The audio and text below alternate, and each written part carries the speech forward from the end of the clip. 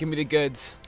Hello, everybody, and welcome to the Overwatch 2 Developer Give me the goods. PVP Livestream. I'm your host, Matt Mr. X, and throughout the stream, I'll be joined by some awesome content creators and developers from the Overwatch team as we learn more about Overwatch 2's PvP by watching some of these awesome maps in action played live. It's going to be an extremely exciting day. As Aaron mentioned during the developer update, everything you see today is work in progress, but being able to see some of this stuff day in and day out, it's truly awesome. Really excited for what the Overwatch team has to show for you guys today. So let's bring on some of my guests throughout the day. I'll be joined by the members throughout the of day. the How long is this gonna go? team. It's Associate Art Director Dion Rogers, Lead Hero Designer Jeff Goodman, and Game Director Aaron Keller. How you guys feeling today? Aaron. So much for having us. Yeah, no, it's going to be exciting. Now, we've learned so much about the PvE aspect of Overwatch 2. We've learned some stuff about PvP, with push, role passives, new heroes. You saw Sojourn at BlizzCon Line. What else has gone into the development? I forgot about Sojourn. For Overwatch 2. Sojourn looks cool. You're right. We've talked a lot about. I forgot about Bearded McCree. I forgot how much they showed it, like the Overwatch 2. cooperative PvE experience or at BlizzCon that we've Online. been working on. But the McCree with Overwatch a beard team has also been hard at beard's work better. on the PvP side of the game. We're making new features, new heroes, new maps, some of which we'll be playing today. And we've also been looking at the way PvP is played. It's changed over time on the live game. And we'll talk about a lot of the changes that we want to be making and that we're currently making to PvP, but there's one in particular that I want to highlight right now because it's substantial, and I think it has a big impact on the way the entire team approaches PvP on Overwatch 2. And why did he sound exactly like Jeff? That he didn't sound exactly really like him. Excited about. Overwatch has always been played with two teams. They kind of have like the same players. mannerisms in the way they speak. Overwatch 2 will be played with two teams of 5 players, consisting of 2 support, 2 DPS, 5v5. Right, I was gonna. I mean, my next question was gonna be like, okay, like is role queue still a thing? Oh, so we still have a breakdown across the board. It's not completely open. So 1 tank, 2 DPS, 2 supports. What led you guys down the road to make this change? There are a lot of reasons for why we wanted to make this change. Hell nah, As I said earlier, Overwatch has changed over time. We've gone from having no hero limits at all in the game before launch. You could pick 6 Winstons if you wanted to for your team composition, to having a hero limit. We ended up introducing a role lock over the course of the game, and we feel like this is the next step in the way that Overwatch ought to be played. If you think about it, there is a lot going on in an Overwatch map. It is incredibly fast-paced, and we have always tried to make our combat easy to read and very understandable. And even with all of the work that we put into that, well, it's a good thing I retired. Hard to try to I got it out. I got out first. I got out early. Simplifies everything, and it allows players to understand everything that's happening around them and to be able to make better choices. I got out early, boys. Because of it. This change obviously has a really big impact on tanks. And we will get into some of the changes that we're making yeah, to no tanks fucking shit, bro. and to some of the other, no shit, roles dude. in a bit. But tanks can be problematic. They're a DPS hero is simple. They're shooting. But a tank has McCree is very simple. He has 225 that HP. Can be noisy. His ability is a flashbang, a point-and-click stun, and then he can one-shot your tanks. Can cause that's very simple. Teams to try to overcome and counter. Like, and a great example of that is 2 main tanks on the field. Sometimes that can be very oppressive to another team. When's the last time 2 main tanks have been played? With 5 players out there is a greater chance of certain people being able to carry. Whether that's the tank on the team or some of the DPS, there's just one less player talk about on the 2 other main team that tanks. needs to take care of, and each player now has the opportunity to have a larger individual impact on their own team. And we've tried a lot of different versions of this. Bro, how the fuck are you gonna play D.Va solo? 4v4 format. We've tried 3 DPS 2 support. How the fuck are you gonna play? How the fuck are you gonna play D.Va solo? In Overwatch development, we tried a 7v7 format of the game, and we always had some problems with them. And this is the sort of thing that our lead hero designer Jeff Goodman has really run with, and I think he probably has a little more he can say about it. This decision, I'm telling you, this is just gut feeling. This has nothing to do with the game standard balance. This has everything to do with queue times and DPS players with long queue times bitching about the game. Guaranteed! Guaranteed! It has nothing to do with balance. Nothing. It has nothing to do with game design. Holistic changes overall, right? Yo, what's up, this fan? Thanks for the Prime, dude. This has nothing to do with game design. Oh yeah, I mean, this is gonna change, so that impacts like the huge part of the game, obviously, and that's the thing about sort of hero design and hero balance is like it's sort of easy in some sense. Honestly, it's easy, but it's certainly easier to make sort of a single hero change, and maybe even like a hero rework like we've done in the past.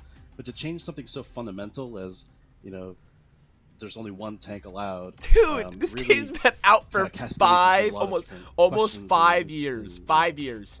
5 years. So, and now comes up they're gonna change it from 6v6 to 5v5. How does Roadhog work in a world where you could pick Reinhardt instead? Like how is that as an equivalent pick? So that's sort of our first question when we first were doing it too. Like, we like this 5v5 thing. It was super fun. Dude, I totally get how Call of Duty feels now. I totally get how Call of Duty feels. We have to solve a lot of problems if we go this way. So I totally get how Call of Duty feels. It sort of has led to this larger set of changes, and there's a lot of other changes we'll talk about as well. But it definitely cascades. For example, healing. Healing, you can kind of focus on one tank now, and tanks are even beefier than they are in live. The individual tanks. Do you know how hard it is for Offtank players to get in the league as it is? Too many healers and dump healing in your tank, and it's too hard to kill now, and maybe healing is too good now. Dude, think of Al.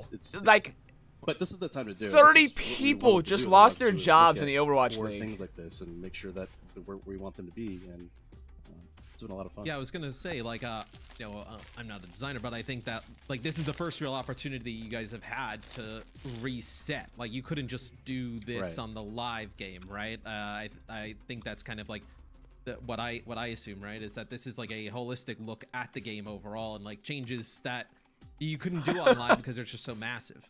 Nero tweeted, like I said, no job at Choyobin. Lol. That are also equally impactful. So it's sort of like we just like shook the ground underneath the game like really heavily, and like all the pieces are kind of in disarray a little bit. So some of the heroes won't even be playable really by our playtesters here, because they're either heroes we're already kind of looking at heavily, or we plan on looking at heavily, so it's kind of not worth showing them in this context, or ones that we haven't addressed yet, things like that. So that just sort of gives you context of like how big this kind of change is. Yeah, no fucking shit, Jeff. I want to get right into the game. I want to see it live. I'm sure the fans want to see it live after getting all this like info. No shit, Jeff. The first map we're going to be showing you guys today is New York City. Dion, what kind of map is this? New York is a hybrid map, so a brand new hybrid map for Overwatch 2, and there's a fun new payload for players to battle over. The world building team had a great time just creating this Overwatch depiction of New York. Tons of neat details. Jeff said 5v5 for the players to find. I'm out. I think it should be fun to take a look at this. Yeah, no, when you guys showed this at BlizzCon Line, I was so excited. Obviously from New York myself, would love to see the Midtown Tunnel go over some of the adjustments that you guys have made to it here in Overwatch 2. Just a beautiful map. I have to imagine this is one of the locales that you guys have been dying to do for a while. We've been wanting to. There's a lot of people on the team from New York who have spent some part of their life there, so it's always been on the list, and Overwatch 2 felt like the right time to do it. Yeah, no short of Easter eggs, I would say. No. I know on some of these maps so far. Yeah. Get guys, some love at the beginning, but that main tank stream, might have to be doing more of those. Might have to be doing more main tank streams. To like kind of watch some games like as they've kind of tested it out. It still keeps that Overwatch fast-paced feel, but it doesn't have like the kind of the clumped up chaos that you sometimes see of live. I think it kind of speaks to really what you were pointing to, Jeff, is that when you have that one less tank in the equation, you can actually make the tanks more aggressive and more offensive. But it's also just kind of easier for the viewer and just people at home. I'll say again. Yeah, absolutely. And how the fuck is probably D.Va a lot of played as play a solo here. tank? One of the biggest things you'll notice, because there's less protection coming from tank players just to directly block bullets for their team, typically you'll find a lot more player on the map corners, map angles. Blizzard makes a huge profit. People going for cheeky Cuts flanks and stuff. Shortens COD to 4v4 screwing 20 players. A lot more, so now they are screwing 20 players in Overwatch. Exactly. Which is great.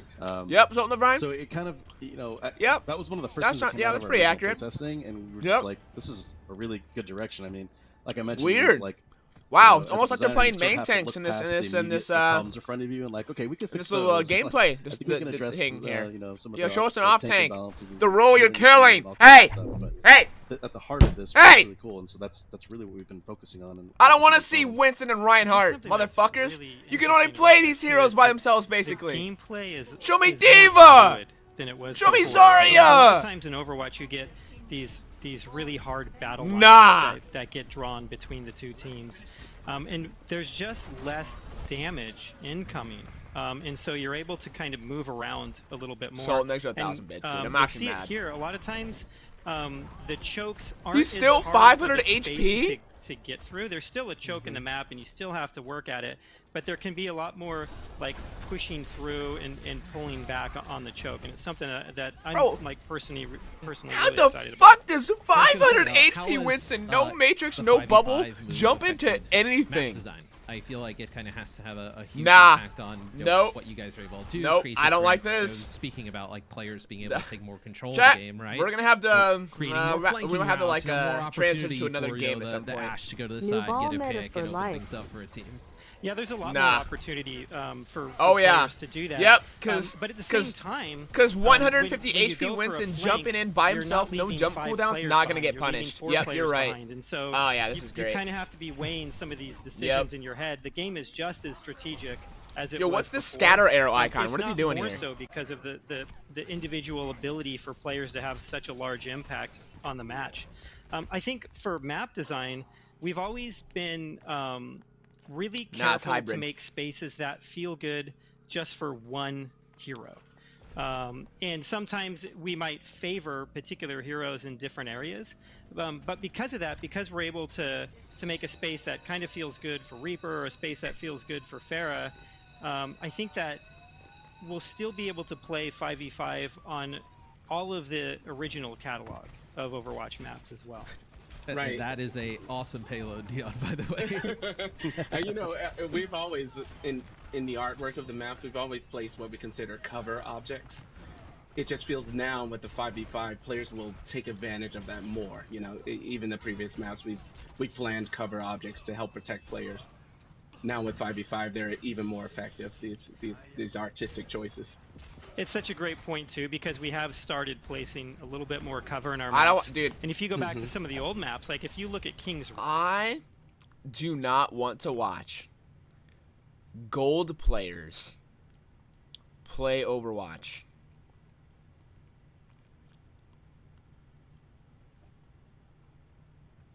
Kind of see it here, even with I know stuff like that. I know the taxis here in the streets. You know, you have the little kind of windows, the swearing pillar to hide behind in the middle. There's a route through the subway. There's so many different kind of angles you can take. Something we saw at BlizzCon Line was the 2 Fire Strike charge cancel Reinhardt. I noticed something before, Jeff, when we were on with Winston.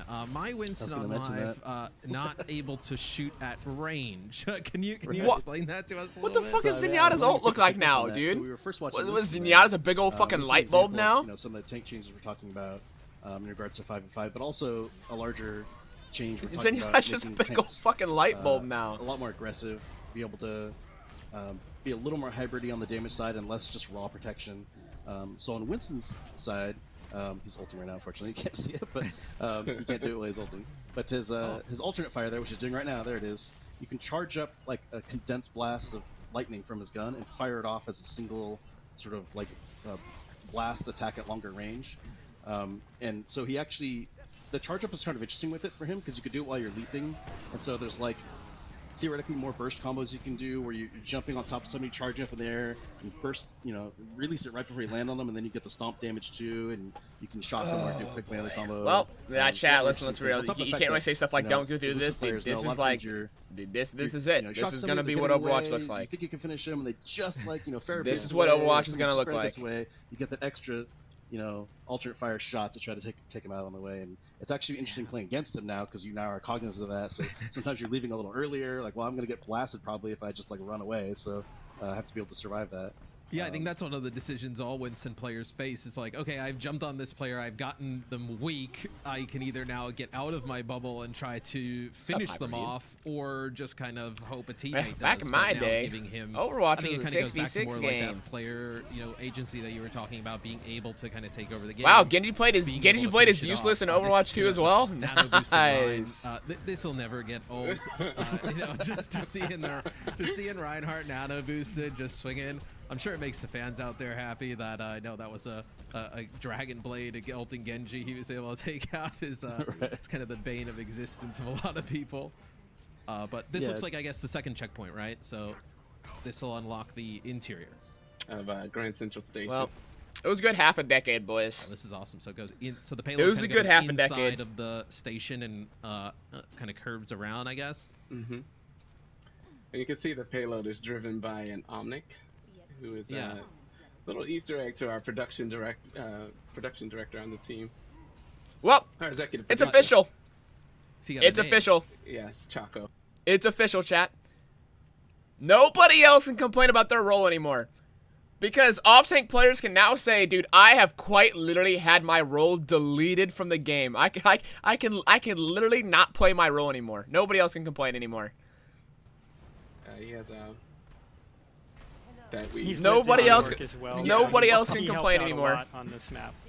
So, and we have countless debates about the right type of pizza with him as well. Yes, right. Well, yeah, I mean, New York style pizza is the dominant pizza. I believe it's the water, but that is probably for the big light bulb. There's the big light bulb. My thoughts on the water in New York creating the better pizza dough. You also notice you got that dynamite lumpy. The new sounds, lumpy, especially when like Ash shoots. The map looks cool though. I won't lie. The map looks cool. It was discussed at BlizzCon Line. But I think it's different to kind of see it in hit a action shot and also to hit a shot see challenge. all of the other players at the same time with those audio changes. It just makes the game feel even more realistic. You'll still in the right next to the sounds again. Thanks for 2,500 really bits. punchy, and it just feels I'm glad other people have said it. Dude, I just knew once they started saying the words they were saying that 5v5 was going to come out of their mouths. So I had a leak. Someone told me it was going to be 5v5, and I just didn't want to believe them. These sounds are, but oh, okay. Let's go, Frosty Feet. Environments. So we've kind of upgraded the entire sound system across the game. So let's go, Frosty Feet. That Ash is in a side room firing from that room. You really kind of understand where they're at and what type of environment that they're in better than you did before, and then you can kind of take that information and make different decisions, or additional decisions because of it. All right, so we got a map complete from the offense here. Not bad. Not bad in their first go. The players are game, so which is very upsetting. I have to say this to the stream. The soldier gun does sound cool. Like, the soldier gun does sound cool. And then everyone's like, put your SR in the chat. We're gonna make balanced teams. Like, who's playing what? It's just, I feel like it's just the nature of Overwatch, right? Like it always starts off, yeah, let's play for fun, and then you lose a game. You're like, all right. Like everybody pick it up. Oh like, man, I don't know. They gotta. It's like that meme when you like show me something. Relaxing your chair and then you lose. And they gotta show me something here to make me believe that one tank is viable for this game. You lose like 2 and you're like, you win 1 and then you're like, all right, play to lose, and then you gotta show me something. The next thing you know, you stop playing Reinhardt. Why'd I do that? Yeah, show me Roadhog. Give me Diva. Give me Zarya. Give me the off tanks. An opportunity to see like Roadhog has a solo tank coming in for the offensive side here. Yeah. I feel like he's just gonna be even on live, right? He just takes up so much space, Jeff. Like, and he takes up space not with a shield, but like just his body. As I say that, we have a Zarya swap, but. Talk to me a little bit about like the thoughts on how like the Roadhogs of the world, Divas, even Zarya. I know there's some interesting stuff with Zarya as a solo tank. Yeah, so like I said before, a lot of this is the work in progress. We're still sort of addressing hero by hero. but like because once we started going to one tank, it was sort of the big question was like, kind of what direction are we pushing tanks now? Are we going? We're trying to make Roadhog, you know, a lot more static. So Zarya has 2 bubbles for herself. Oh, nope. No, okay, so Zarya has that shit where she can use 2 self bubbles or 2 ally bubbles. Sigmas and actually give them some more aggression. Gotcha. And a little more, like, yeah, that doesn't, nope, it's a 2 bubbles Zarya. Nope, 2 bubbles, shared cooldown. No, that doesn't change anything. Like, not only is it just more fun to have that kind of extra speed and aggression, but, you know, a lot of what people give her 3 charges. Dude, I'm sorry, but tanks need to be OP if you're gonna have one of them. And honestly, even sometimes tanks need to be overpowered if you're gonna have one of them. Orisa blocking you with just the chain shields, and it's just like, you know, people had comments like, "Oh, I feel like I'm shooting shields all the time," which like we were definitely hearing all that, and you could see some of the balance changes we made in the past. Tanks need to be overpowered if you're only gonna have one of them. Once we got into this situation where we're like, oh, this is sort of an opportunity actually here to reduce a lot of these effects, and you know, we still want them to be there and present and be important, and you can still block huge abilities. They still have a decent amount of health, but you know, less than they had before. But then in response to that, you can see Reinhardt here. He can hit the wall right there. He didn't cancel it, but you can cancel your charge, and you can get two fire strikes. Immortality feels still in the game. Charge is one of those like sneaky things that seems like to some people might be kind of a minor change, but it almost like completely changes how he plays a lot of ways. It's actually really fun because you can, it has a really fast recovery when you cancel, so you can like charge up to a group and then cancel and immediately ult and just like knock everyone down. So the fact that you can even do that is its own now like sort of mini game that people play where you can kind of bluff with it. If people know you have your ult, or think you have your ult, you can just charge right at them, and they're trying to get stunned. Like they don't want to fight you needs Offtanks normally because they don't want to get earth shattered. So I still see Echo's broken. I still see Echo's broken. Or something. So that's cool. And it also just allows him to, you know, get that's in there. Cool. I still see Echo's broken. Sacrificing his health. That's very cool. Yeah, it just sounds like another that's very cool. Yes. Like stuff like that. Dude, Echo is gonna be a Echo's gonna be a must pick because that's the only way you can get two tanks in the game. Like, yeah, where the Winston combo, you can load up that. Echo a now must play hero. Like get the jump. That was the plan all along. Somebody take them out. Like now you kind of have like this like little meta game with like Reinhardt play, right? Where now you kind of have like this another. That was the plan all along, chat. Being able to. We want Echo to be perma played. Our best design hero, our most fun hero. Where he charges. Okay, I don't like how Zarya sounds. And then shatters them all. Being able to make plays like that just seems. I don't like how Zarya sounds. The ability to I don't know if I like how Widow sounds either, but more. So you can actually turn around corners more. Oh yeah. So it sounds like an op. Charge while you can cancel it. It's also more aggressive and it's more versatile. I think something else that's really interesting. Yo! Imagine Rhine fire striking through window and no diva in the game to Matrix. So you're just Reinhardt shooting 2 1-shots, 2 1-shots through a window. People probably noted, like, you know, some of those changes were, a lot of them were just silly, kind of fun, like permanently flying Sigma. But you know, there were some changes we threw in there. I was like, let's see how people react to this. I'm curious what people think. Like maybe this is something we can try. And Zarya bubbles is one of those things, so Aaron, you know, it's something we just recently put in, right? They will never yeah. do anything to DPS players. DPS players are their bread and butter. They will never do anything to upset DPS players. Settled with these changes, I realized they do not care about tank. They do not care about tank players. This way, basically. You know, they do not care about tank players. Yeah, we were joking about that the other day, where I'm like. Yeah, like the canceling the charge just feels so right that but you're so like trained to kind of how it is, like where you're just charging into walls, right? That I was like, wait, I don't have to do this anymore. No. Like I can just go. Like it's such like a great quality of life change. Yeah, something else I think that's really interesting here is this fight's been going on for a while. Neither tank has fallen, and the support had been doing such a neither tank has fallen in this fucking gold game that we're watching. Really good being the tank player now. Like please, you get into this situation where it feels hopeless. You're there's a bunch of guys, look, focusing everything will be okay. You see this gamer showing you the tanks are dying. Tanks are fine.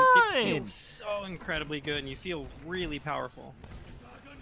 Yeah, it's I think that that has to be something that you guys have kind of gotten in feedback, that from a support's point of view, you're able to dump resources into just one tank, and that also probably frees you up to do a little bit of other stuff, right? Where Batiste can do a little bit more damage. You know, Zen, you can kind of orb the tank and then focus on the damage. That probably has to be way easier in supports now.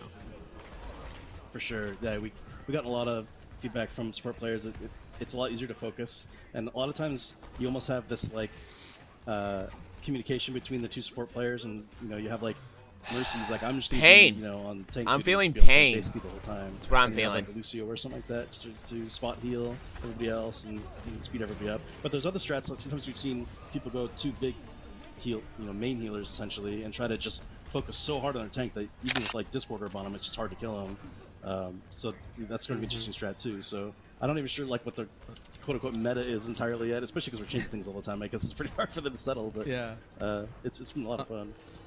This Zen UI is new. Oh yeah, it actually looks really cool. This is something obviously that's incredibly new. I think on live, like it's kind of displayed on the right. Yeah, we're generally looking through this. Oh, go ahead. Sorry, Jeff. I'm fine with the UI. I can get used to the UI changes. UI changes or whatever for me. Specific UI stuff like to be honest. And we felt like this could use, you know, a big update and be a lot more readable. Yeah, Chance in this Vatican Zenyatta looks like a light bulb. About with the healer UI is it's not just on Zen, but it's on Mercy Monkey also. jumped in and got discorded and he died, even though they missed a million shots. It's crazy how that works.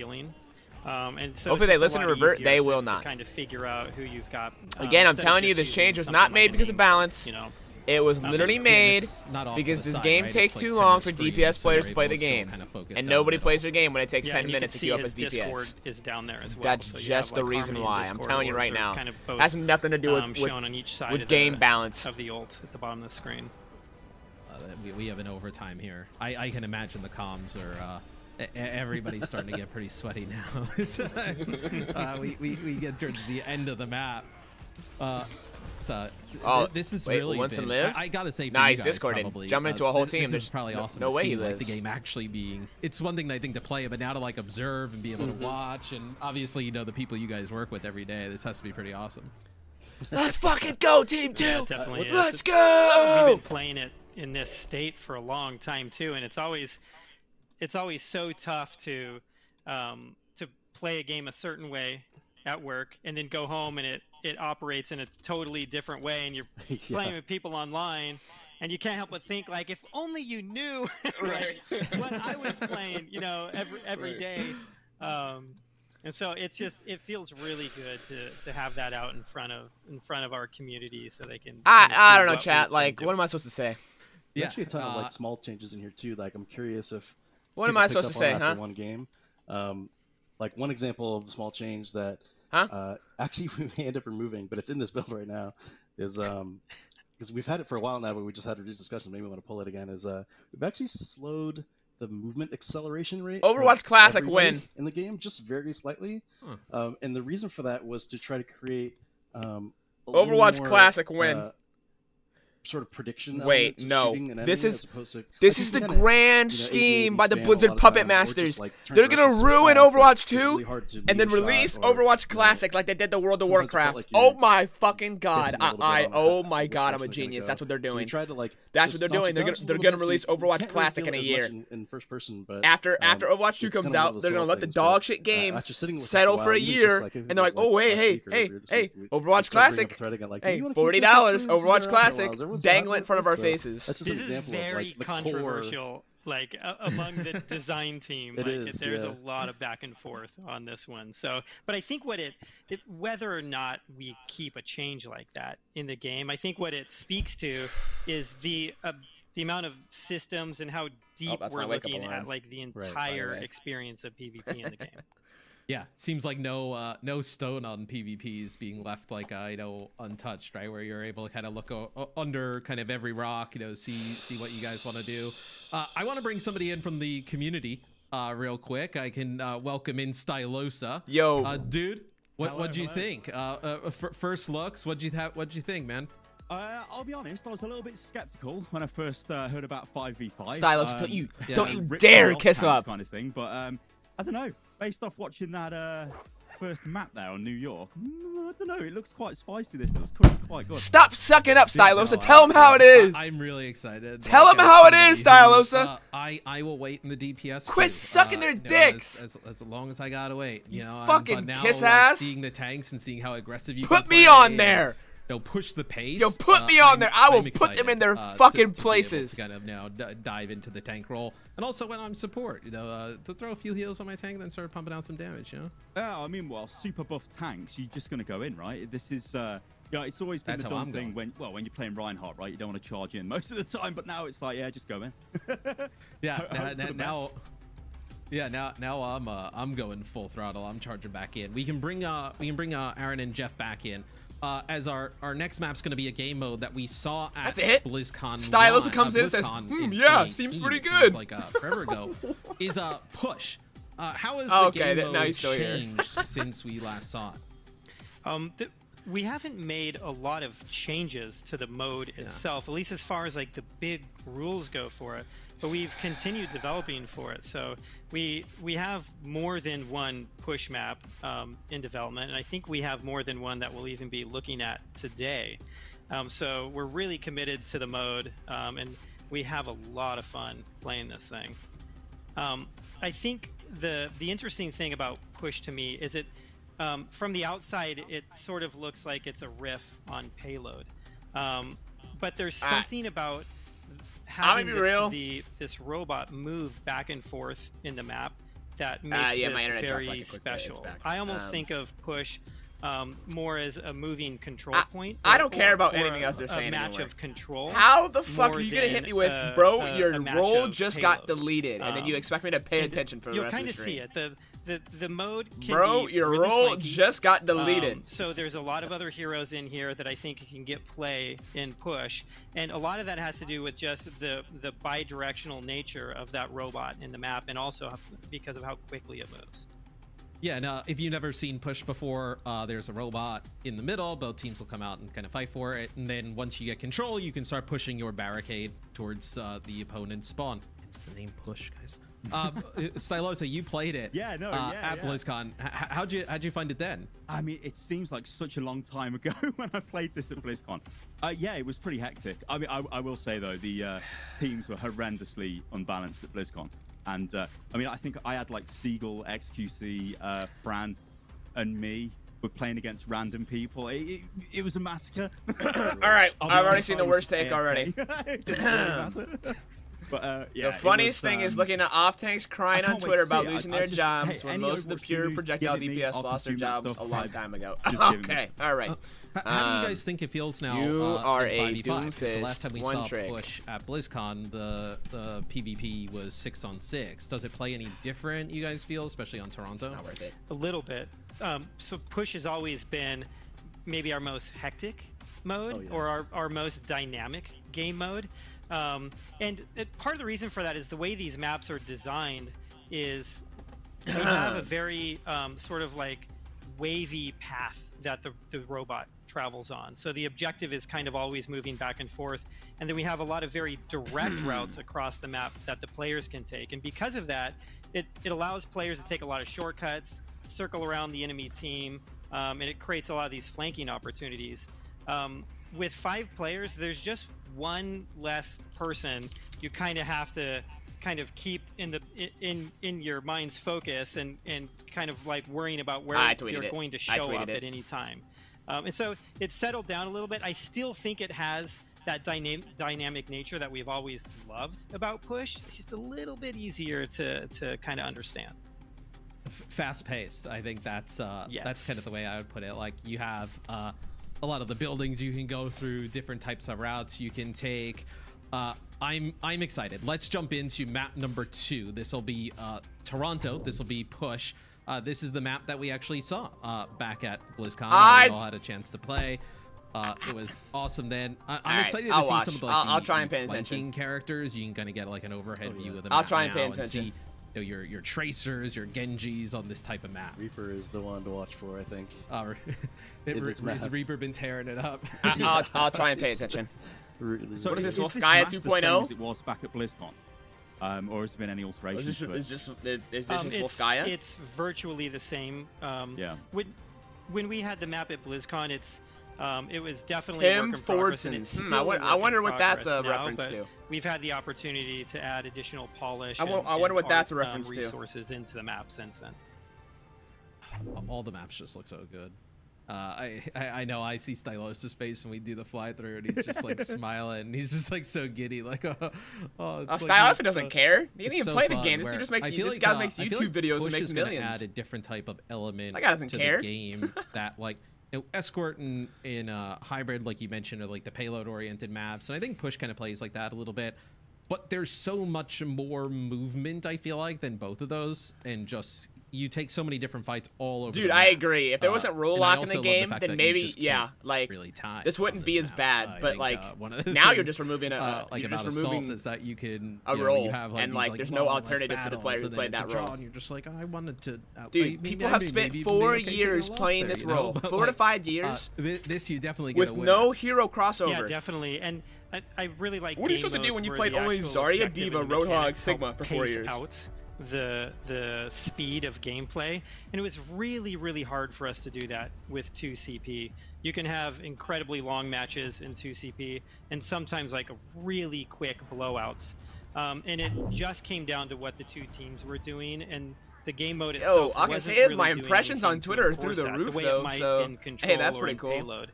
And so with Push, we have more of that, to where the game mode is actually. All right, let's see the D.Va. All Helping right, let's see it. Control the length of let's the see match, it. And the let's see pace it. of the match. Let's see the D.Va. Yeah, it's, you see on the clock, it's only 600 health. Okay, 600 still. Clock right now. 600 still. So yeah, it is pretty fast. I think it's definitely intended with some of these flames in mind as it's a poor Lumpy. Same amount of Matrix. right off the. Oh Lumpy nah. was going on one of those flanks. Didn't turn out. Nah, chuck so it. Well. Nah, same amount of Matrix, same amount of health, same cooldowns. Nothing. It takes about 30 They didn't change seconds nothing. to unlock, and the reason we do that is we don't want a team to think that there's a certain amount of pressure, or to have all this pressure to get to it as quickly as possible. We want you to be able to be strategic with the way that you approach the bot in the middle of the map, and it's very similar to the way that Control works. Nah, why would you have good players play the game, HK? Robot. He's got a name, right? Yeah, his name's why would you do that? Why would you do that? That's good. We see some Genji play in action. You see like all the buildings you can kind of come from, players up above to the side. I think you can definitely see that, like, fast paced. It looks way more like you can, as a DPS player, just kind of go off to the side, make a play. Yeah, I can't wait. I can't wait to get flanked by McCree's with 225 HP the entire time. Map, there's still a main I can't wait. No push. Yeah. Wait, why does Nade look so weird? Do you guys see that? Why does Nade look so weird? But there are a lot of ways to get around that and to get through it, and that's what creates a lot of these opportunities. No. The way he just moved, please do not tell me they're keeping the remix shit in Overwatch 2. No fucking way, dude. Well, at this point, you probably need to keep it because you're the only tank in the game. So never mind, keep it. I'm fixated on the gameplay. Never mind, keep it. Yeah, I mean, this looks really deathmatchy. This does. Like, we're just, they're just going in, they're having a good old brawl, and then obviously as the map or the point is moving through the map, it's changing up every single time, and it's just. To be honest, it looks fairly similar to what I played back at BlizzCon all those years ago. Just with one less tank. It's just but it's just more space, I think, to operate. Yeah. Like I'm somebody who I play a ton of DPS, like, and I'm excited that maybe not everybody will run around in like a death ball, and I'll be able to kind of like play Tracer and go off to the side and make a play. I noticed too. The green health over Lucio here. Oh yeah. What is that on the UI now? I actually completely forgot about that. There's so many changes. The nade looks so stupid, dude. The nade looks so dumb. Yeah, whoever said Splatoon, it looks like fucking Splatoon.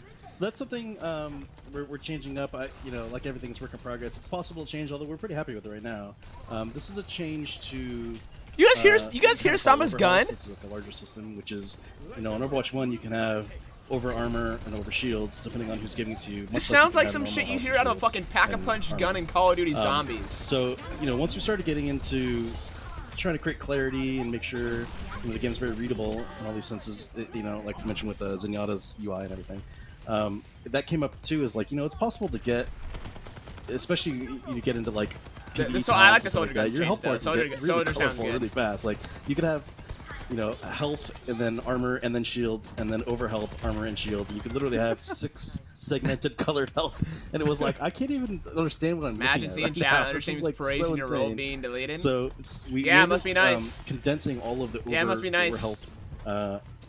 To just not have your role being deleted. Yeah, it must be nice. And so, it was kind of interesting. Other than Summer's EMP, over shields was more of a thematic thing than anything because it didn't regen like normal shields because it's over health doesn't have a regeneration value. So it was kind of nonsense anyway, honestly.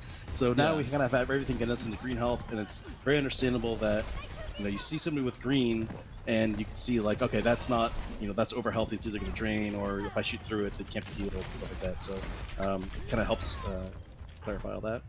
Port 2's getting a workout going back and forth, but I noticed before there was like a circle. So is there like kind of capture points, like progress? Does that change the respawns at all? How does that work on push? Yeah, it does. So the robot starts in the middle of the map, and it I see they've both already given up on Diva. Like I've seen they've both already given up on Diva. Yeah, I would too. And yeah, you I would can use too. those to kind of like in world see what your high watermark is, and if the robot's able to push it to the checkpoint, it will unlock a forward spawn room for the team that was able to do it. You can kind of see it just off to the left here behind Ryan. Maybe I just learned how to play main tank. So if the attacking team can push it over there, they'll unlock that spawn point, and it gives them a big advantage in order to kind of push through the rest of the map. And then I assume when they're when 2 starts moving the other direction, I guess it'd be Paladins is more dead than Overwatch. The other direction, they would lose that forward spawn, right? Yeah, but there is there is an additional detail there. It's TWO has to be pushed back to the middle of the map before you lose your forward spawn room. And we actually started it the way that you described it, but a lot of times the robot could just move back and forth across this one checkpoint, and it got like really chaotic, and you'd have no idea where you were going to spawn. So we kind of gave you a grace period in there, or made it a little bit stickier by forcing him to return to the middle. Yeah, that's a good call. I can imagine if that was the case now, yeah, you would have like, if I spawned this 1 second, I would spawn close, and then like Stylosa spawns the next second and he's far away. Yep. And I mean, that happens in Overwatch, but it was just, Yeah, I don't know. I don't even like disagree with the fact that like maybe this change makes the game more fun. She is incredible. I love her. But you're just screwing over like an incredible amount of people doing this. Is her damage ramped up when she's charged? Alright, Crispy. Like more so than yeah. Like, I don't even disagree. Like, maybe this change is nuts for the game. Maybe this change actually makes the game better. Makes the game more fun to play for everybody else. But because this increased flexibility, it's just lame as fuck for anybody that's not the 5 players. Like, it's just lame as fuck for the Offtanks. This is a good example, I guess. Yeah. But so it's actually even a lot of playtests. I can find myself. I don't disagree. Like maybe this is actually the right change. What was your average energy? Would you say? Or how? I was like, that's just the accepting the fact that your role gets deleted. Just not easy. Balancing TBD, but it looks so fun though. I mean, okay, Speedy Rogue. Okay. Okay, Speedy Rogue. The people that I would play with on Zarya would just automatically double bubble themselves and everybody else. Actually, for themselves. Like, let's just run in and double bubble ourselves. But then you start to think like, actually, if I save 2 and Genji pulls out his blade on my team, I think if I double shield him and I save that up, that's going to be kind of ridiculous. So I didn't even think of that. Like, not just applying the 2 bubbles to yourself, but you could because they share the charge, you could theoretically like. Bubble again, G-Blade, and then Overwatch 2 with 5v5, honestly, it probably is going to be better. It works really well. Because 6v6 games are hella chaotic. Like, so many different ways. There's so much going on. So this is like, as a just. And I think 5v5 will help dumb some of that down, but like, off the back of, again, as an Offtank player, I can't just sit here and act like nothing's wrong, right? Seeing how we feel about it, and it's been pretty interesting. I'm certainly concerned about it in some cases, but it also leads to some really awesome plays, so. Kind of letting it rock for a while. Yeah, you're losing like legendary players from their roles. Like think of Overwatch lately. Work in progress, but I like the progress on that one. So OT, how does the rule here work? I guess do they have to push all the way to the end, or do they just have to beat the time of the blue team? They just need to beat the time of the blue team. So the win condition for push is whoever has pushed it the furthest by the end of time wins. Or if you have it, or if you're able to push it all the way to the end of the map, you'll win it. Dude. So now they're unlocking their forward spawn room right here. Fucking Hunter, dude. The tragedy strikes for the blue team. Yeah, they need to stay near the robot. I believe to keep pushing. Yes. Yep. Yeah, right. And so you can have, you know, the good old blunder where everybody walks off the objective and two just looks on sad. Alright, well, chat, will you guys support me if I play main tank? Are you guys still gonna support me if I play main tank? That's the question. Oh, that's a problem. Yeah, I imagine these games go right down to the wire. Because yeah, I mean my role's dead. It's so. definitely hectic there towards the end. This is going to be quite good. My role's dead. So. I'd imagine. This is. I enjoyed that. Yeah, I saw it. I really enjoyed watching that. You guys. Yeah, I think Stylosa, I think to your point, like yeah, when you think about does like the Overwatch dev 5v5 team have any or players that's capable of playing a game without looking like they're does it still simultaneously have that, being like, live big like energy, like that fast paced, like kind of, and you see it there. I think especially on push. I think it's why it's such like a great representative of the game. Is that you still have these fast paced fights. You know, you're able to make plays all over the map. It sort of ramps up right as the match goes on. It gets more and more and more intense, and woof, you have a big sort of crescendo towards the end. That's really nice. I really like that. It's got that Overwatch music where it kind of adds to the suspense of it all. Yeah, and push, this happens in push a lot. It goes to overtime more often than it doesn't. And it was a decision that we made when we were developing the mode, where we had to decide what was more important for push. Was it like, for one team to be able to get the robot all the way to the end of the map? Right? Or is it more important for the robot to be moving back and forth in the map? I spent 4 years of my life, literally, and so 4 years. I gave up everything mode plays to play Offtank at a professional level. And forth more often. And now that's gone. Mode mechanics and the map design is all kind of tailored. My ass got out early, and it makes it like really the fried wieners of the world. I'm sorry that they just don't have a spot in the league anymore. Anymore. Just the fast moving. Fried's out of a job once this hits. Combat. That's just how it is. I think that kind of. That's just how it is. Fried's out of a job once this hits. Like for just hero design and being able to kind of come up with these creative different things that like we saw Zarya there on push. Like it's not a hero that you would kind of think for like an aggressive type of game mode like that, but she was like she looked unkillable all the time and she looked crazy. She's really scary in this form for sure, and I think that's kind of what we're thinking for a lot of these sort of off-tanky kind of characters before, Roadhog and Diva. We saw Diva there played as well, and Diva's gotten a lot of changes too, so I think it's worth noting that they obviously didn't show the Diva changes because they look like the exact same hero. In some cases we're pushing some of the more aggro tanks and making them a little tankier, so I mean a lot of cases they have a lot more health as people notice, but Diva has a lot more sort of matrix juice in the can, so she can use it a lot more. That's an example of where not like Overwatch just coming out anytime give soon. her more missiles or something like that and let her go kill everybody. It's like she can actually protect her team a little more, so she slides a little bit closer towards the defensive route. There's probably players out there who want those missiles, but I'm happy. I'm happy that's not happening. But Stylosa, final thoughts, man. Excited to have you on. What do you think? I am very impressed with that. Much more impressed than I thought I would be. It's been so long since I've seen push in action, and it definitely looks better 5v5. Like, I don't know. That's I want to see more. I want to see more of this. Like, I feel half done, but I just get it one game. Jane says, Stylosa's not going to leave the call. Jesus, real quick, I read this off. It's so fucking loud. If you think the shift to 5v5 for Overwatch 2 has anything to do with the game balance and not just saving the Overwatch League some money, then oh boy, do I have a bridge to sell you. Good luck to the current Tank players and any aspiring outplayers. You're going to need it. You don't want to miss it. Stay tuned. Ooh, wow. ZP calling someone a dumbass on Twitter. Wait, ZP getting hot.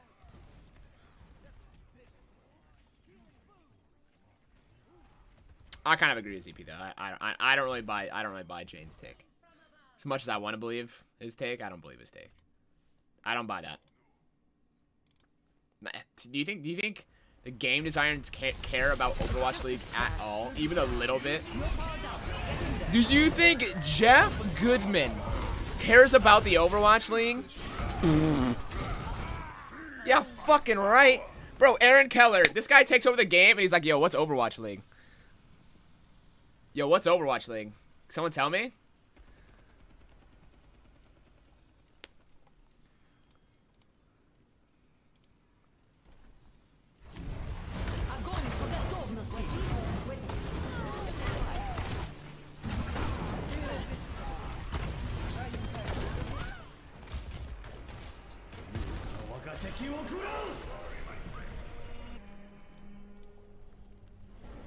Bro, Aaron Keller take over, and he was like, bro, what the fuck is the Overwatch League? What is that? What is that?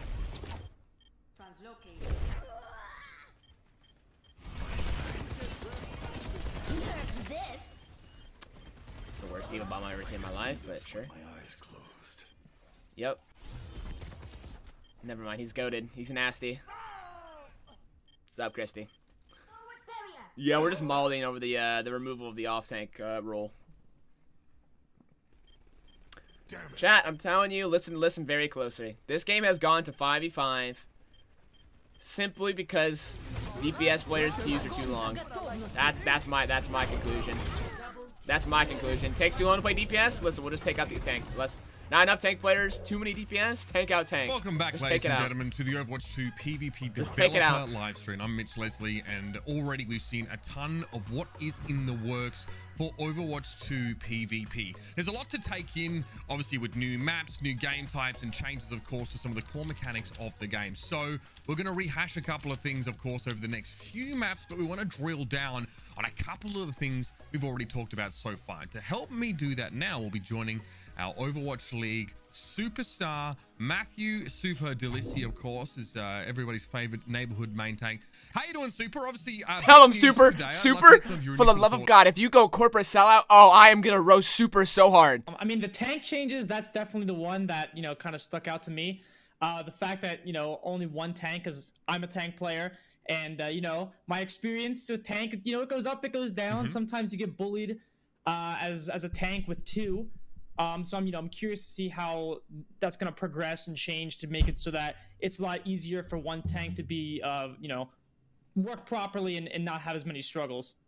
Yeah, I mean, this is something he's going way too content heavy. I can tell by the way he's talking. Tell him how it is, Super. Also some of the downs here. Obviously, we saw talk to him. You know, maybe some more power being shifted in the direction of the tanks, right? You know, we saw Reinhardt with the double fire strikes. He's got some more of that charge control and the Winston changes. What was your thoughts when you first saw the fact that Winston now has a bit of longer range equipment to bring to the fight?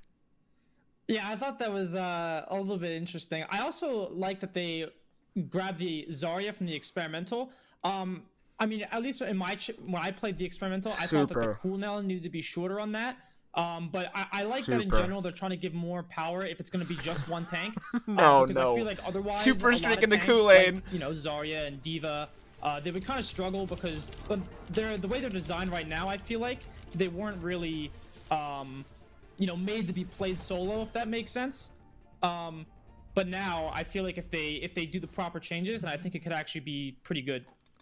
Absolutely. You saw there as well a couple of the changes. We mentioned Winston's maze. We haven't really talked about. It's Super's drinking the Kool-Aid. They got we to can him. Sort of tap into in a moment. And of course, we'll be rejoined in just a moment by some members of our development team as well to maybe add some context and fuel some more of these questions here. We already heard. Yeah, a I bit saw about, that. I'm glad Made doesn't freeze anymore. Slow. That's a nice change. So I want to take this opportunity to bring back. I'm about to become a May one trick. Of course, the lead hero designer on Overwatch 2. And Dion Rogers, our associate art director. Guys, thank you so much for joining us here. Of course, now you have a bona fide main tank player at the professional level in the room here. And Super, of course, a chance to share some of your thoughts. But, gentlemen, listen, overall, definitely... Chat, Super does not care. Super has... Dude, this is the last year Super's going to play Overwatch League. Guaranteed. This man's going to play his last year in the Overwatch League, get the 3-peat or not get the 3-peat, and he's retiring to get the bag while streaming. So Super does not care. Absolutely. I mean, it's sort of like, you know, definitely in the past it's somewhat true as well that you're definitely leading your team, but I think now you're doing it kind of by yourself and you can really sort of pace the game out, at least for your team, exactly how you want it to go, which, you know, so I think some people are sort of, internally we've had people like kind of worried about that pressure a little bit, like, oh, listen, man, that's a yeah, lot no, of, like, I have a lot Yiska of brings up a but great tweet here real quick. Play it, and you just realize that wow, I actually have a lot more. This tools isn't just than off before. tanks. You gotta realize. I'm a lot stronger. This I can affects actually any survive type these of tank in encounters the a lot league right more, now that especially isn't with flexible. Healers both focusing on me now. Any and tank everything, any tank player that's it not ends up flexible just is kind of fucked. being You need to empowering play for everything fun when now. you get in there. You literally have to Especially play once you every build tank in the cancel game. and charge and stuff, so you don't have to overcommit. And you can poke a little bit with Winston, so you don't have to overcommit with him either. And so a lot more control. Yeah, I mean, bring me on the broadcast, sorry, bro. I'll tell it earlier I how it mentioned is. I used to be I'll a risk the Prime brand. main as well. Nice. And these changes. So it took me a while to get used to the changes, but I agree with what Jeff said. There's a lot more choice and tactical decisions you're making as the tank now. In lieu of recent events, we would like to welcome our newest Offtank to Wiz. Wiz. Really good for the team. Just air, nobody. I love that you sort of mentioned Reinhardt here as well, because I don't know if something that we maybe haven't covered. Risk of fine, what so fine? Far, but I'm not even in the league anymore. What are they gonna do to me? Maybe changes, or maybe it becomes more focused now to some degree. You know, Reinhardt. I won't cuss or anything. I'll just a sort of a passive ability. I'll just say the game sucks. He's less affected by. You can't find me for that. It's an opinion. Oh yeah. I want to talk a bit about role passives, because that's something that is, you know, is coming to Overwatch 2 and really sort of sets some of these roles apart from each other a bit more, Jeff. Yeah, so this is a new thing coming to Overwatch 2. It's for those that don't know, it's every role. So tanks, DPS, and support get a passive or a set of passives related to their role. So in this case, you can see tanks have a couple things associated with them. One is they're reduced. They get knockback reduction on them, so you can't knock them around quite so easily, which thematically makes sense too. But if you're a tank player, you playing against, you know, Lucio and, you know, whoever else, it can be really infuriating sometimes, just be flying around all the time, not be able to control your character. Genji's so fast. Holy so that's, shit. One of the things they get. And the other thing they get that we've heard about tanks, especially tanks like Roadhog who don't have a Wait, that was barrier, normal? is Yo, like Genji is... they generate too much ultimate for the enemy team. Genji is zooming! Which is what we're trying to incentivize. Bro, this guy's running a fucking 4-2-40! Cancel charge and try to get hammer swings in there to build their ult, what? Was that a worthwhile trade-off if the enemy shot you so much that they built more ult than you did? So what we've done is shooting an enemy tank generates less ult for you, so your enemies get less ult for shooting you across the board for all tanks now. And these are obviously the values we're tuning, but you can kind of see it here a little bit. You know, depending on who you're shooting, you generate a lot less ult. And then for DPS players, the role passive they get right now, and this is something we're definitely supports and self heal. That's nice. That's real. Yeah, that's real fucking nice. They get a movement speed bonus. Look at this. Ready? You can see it's not like massive. It's not like everyone's Dude's fucking Naruto running. Look at him around the map or anything. But we have found so far, like, I mean, players probably attest to this too. Like, any kind of movement speed changes to anything is huge. This is why Lucio was considered sort of like, you know, mandatory for so long, because he was the only one bringing move speed. Granted, he's a lot more move speed, but so, you know, we started a little higher. We were tuning it back a little bit. We're trying to find the number here, but it's really interesting in what it allows you to do as far as even just like basic map traversal. You can just flank a lot easier, and you don't have to commit so much time to the flank and to get back. But also, like, there are times where, let's say you're like Reaper or something, and you commit your resources to get at an enemy Zenyatta or something, and he's trying to run around a corner just get away from you, and, you know, you can just catch him. I mean, give it a little bit of time, you'll just get up close to him and you know, close that gap. So that's pretty powerful. Look at his face. Kind of I'm taking a screenshot. And wait. Then the support changes is, this is probably something that Ana mains especially are gonna love to hear, but the support players all he looks so dead inside. Not taking damage, which is basically Mercy's passive. That's great. Right, exactly. So it's Mercy's passive, but look at his a face, lot less dude. of a degree, and Mercy's passive will still exist. That's a much stronger version. But this is still there. Dude, so, look you know, at him. You know, I always feel like, dude, this you is know, the best part about the stream. Look at him, really this man. I guess I'll nade myself, but sometimes you're missing like 50 health, and you're like, am I gonna waste my nade just to heal myself? Where's my other healer? Usually Like, the where's the healers health pack? in front of you oh as well. my So god, that's fucking funny, dude. Right. Exactly. So that's been really awesome, especially for us designing new heroes, because I feel like we're in this position every time we design a new healer. It's like, okay, well, we have to come up with some mechanic that they can heal themselves, because it's like ridiculous that you can't, like, you know, shoot yourself in the foot or whatever. It was always on a joke, but so now they have these sort of, like, we don't have to worry about that anymore unless we wanted to add something like in Mercy's case, or even Zenyatta's case for shields. Shields regenerate on top of this, so you'll actually get double regen if your shields are regening. So those heroes still retain their sort of extra regeneration bonuses, but it's a lot nicer for Ana. Now, of course, on the horizon, we're going to be showing more of our new maps here in Overwatch 2. But something I noticed that kind of snuck past us here, some footage of May. So, because May seems like she's been changed pretty drastically, at least in terms of how she operates. So this is actually the kind of tip of the iceberg, and some changes I can talk about. But May was the first one we sort of checked into the build and wanted to play with for a long time. So if you notice here, she doesn't actually fully freeze the enemy here at all. She still slows them, but she doesn't never stun. Yo, Rizzler, thanks for the 2 months. Compensation, of course, does a lot more damage. So it's it's really scary to be getting hit by her because you're taking damage and you're slowed. But of course, there's a lot of ways to escape. You can have help and everything, but you never actually get in that lockdown state and be like, okay, well, here's the free headshot. I guess I'm dead. And for her, it's really interesting too because she still has, at least right now, she still has that sort of cleave effect, the piercing that can hit multiple targets. So you're doing so much damage now. If you can, it's kind of fun to play this game and try to get all this extra damage because you could straight up just kill people now by piercing through tank or. I think it's a good change. No freezing under primary fire. I think that's a good idea. So it's kind of an interesting. I think that's a good idea. Still has an interesting back and forth with her secondary fire as well.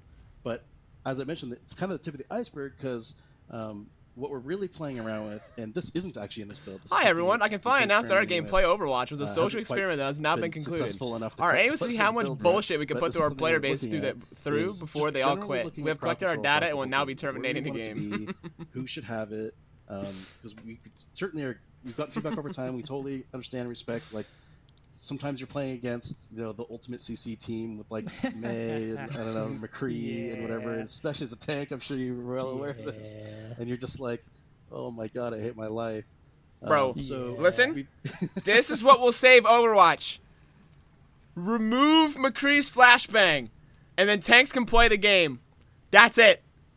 Take out McCree's flashbang and tanks can play the game, and everything's fine. Create that those great opportunities.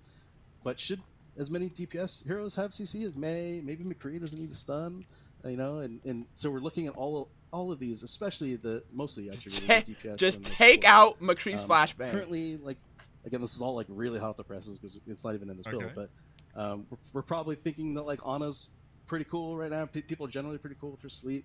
There's a skill shot element involved. Ana's balanced. Don't change Ana. Just keep going. How about like a fan of sleep darts? It just kind of hits everybody.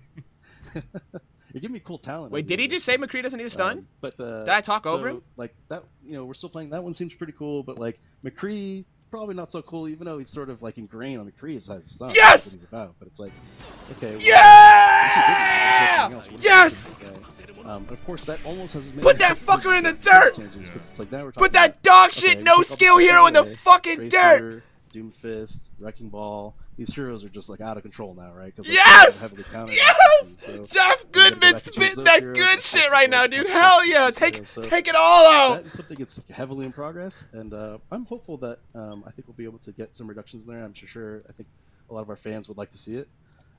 So trying to, a lot of these changes, including the tank changes, are trying to get back to like, core shooter roots. It definitely feels like, Jeff, we were at the point where so good. Like how important is that positioning, the tactical, the ability usage element, how important is the shooting element. It's not uncommon for, for developers to say this game's all, it's about the gunplay, but as the game evolves and you have these ideas and you bring these new abilities in, that it can sort of change that.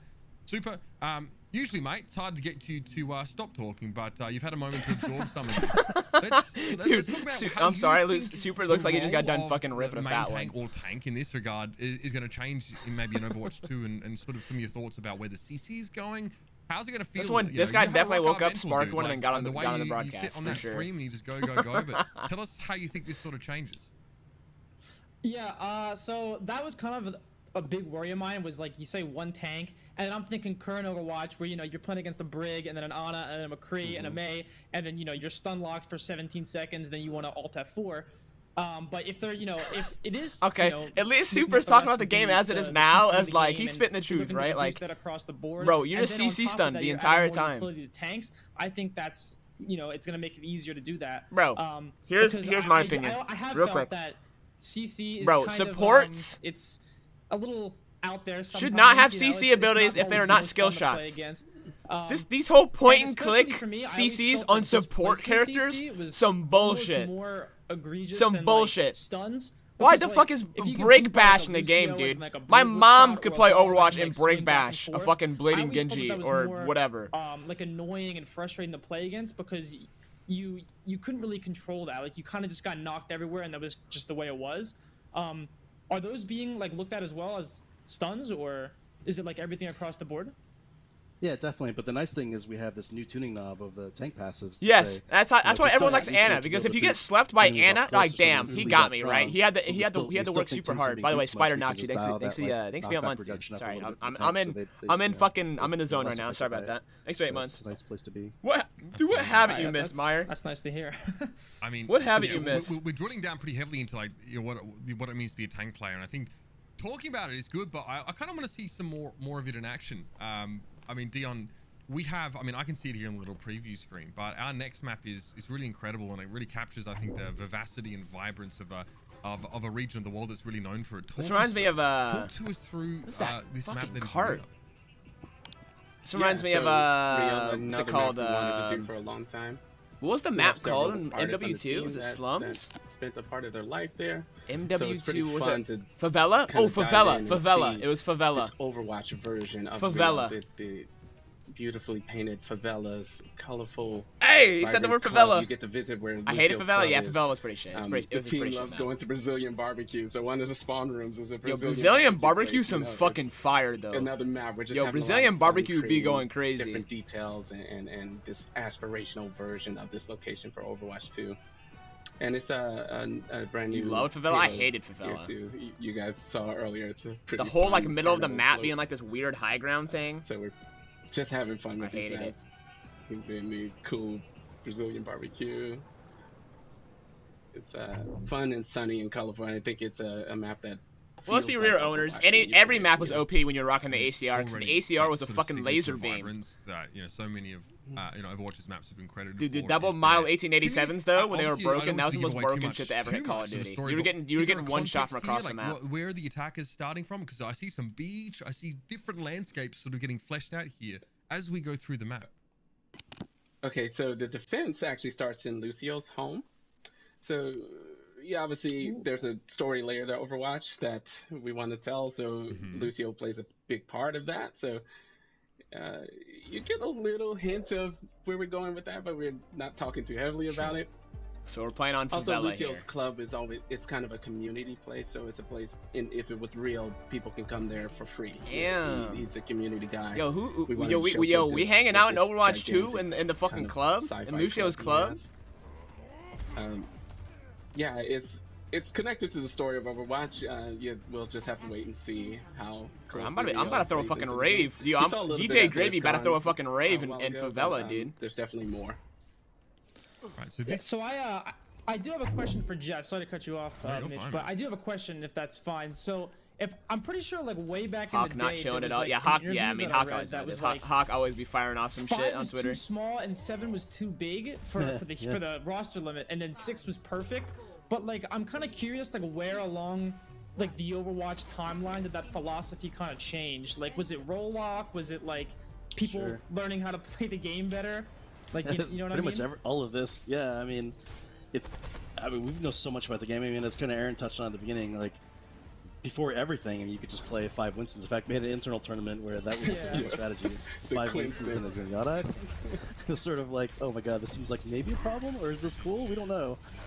So like. All right, well, Chav, if I'm gonna play Overwatch, I unironically have to like find out how to play all the heroes, all the tank heroes. But once you have the game in the wild, so more main tank streams coming your way. Making changes, like opinion on the stuff definitely changes. So I think over time.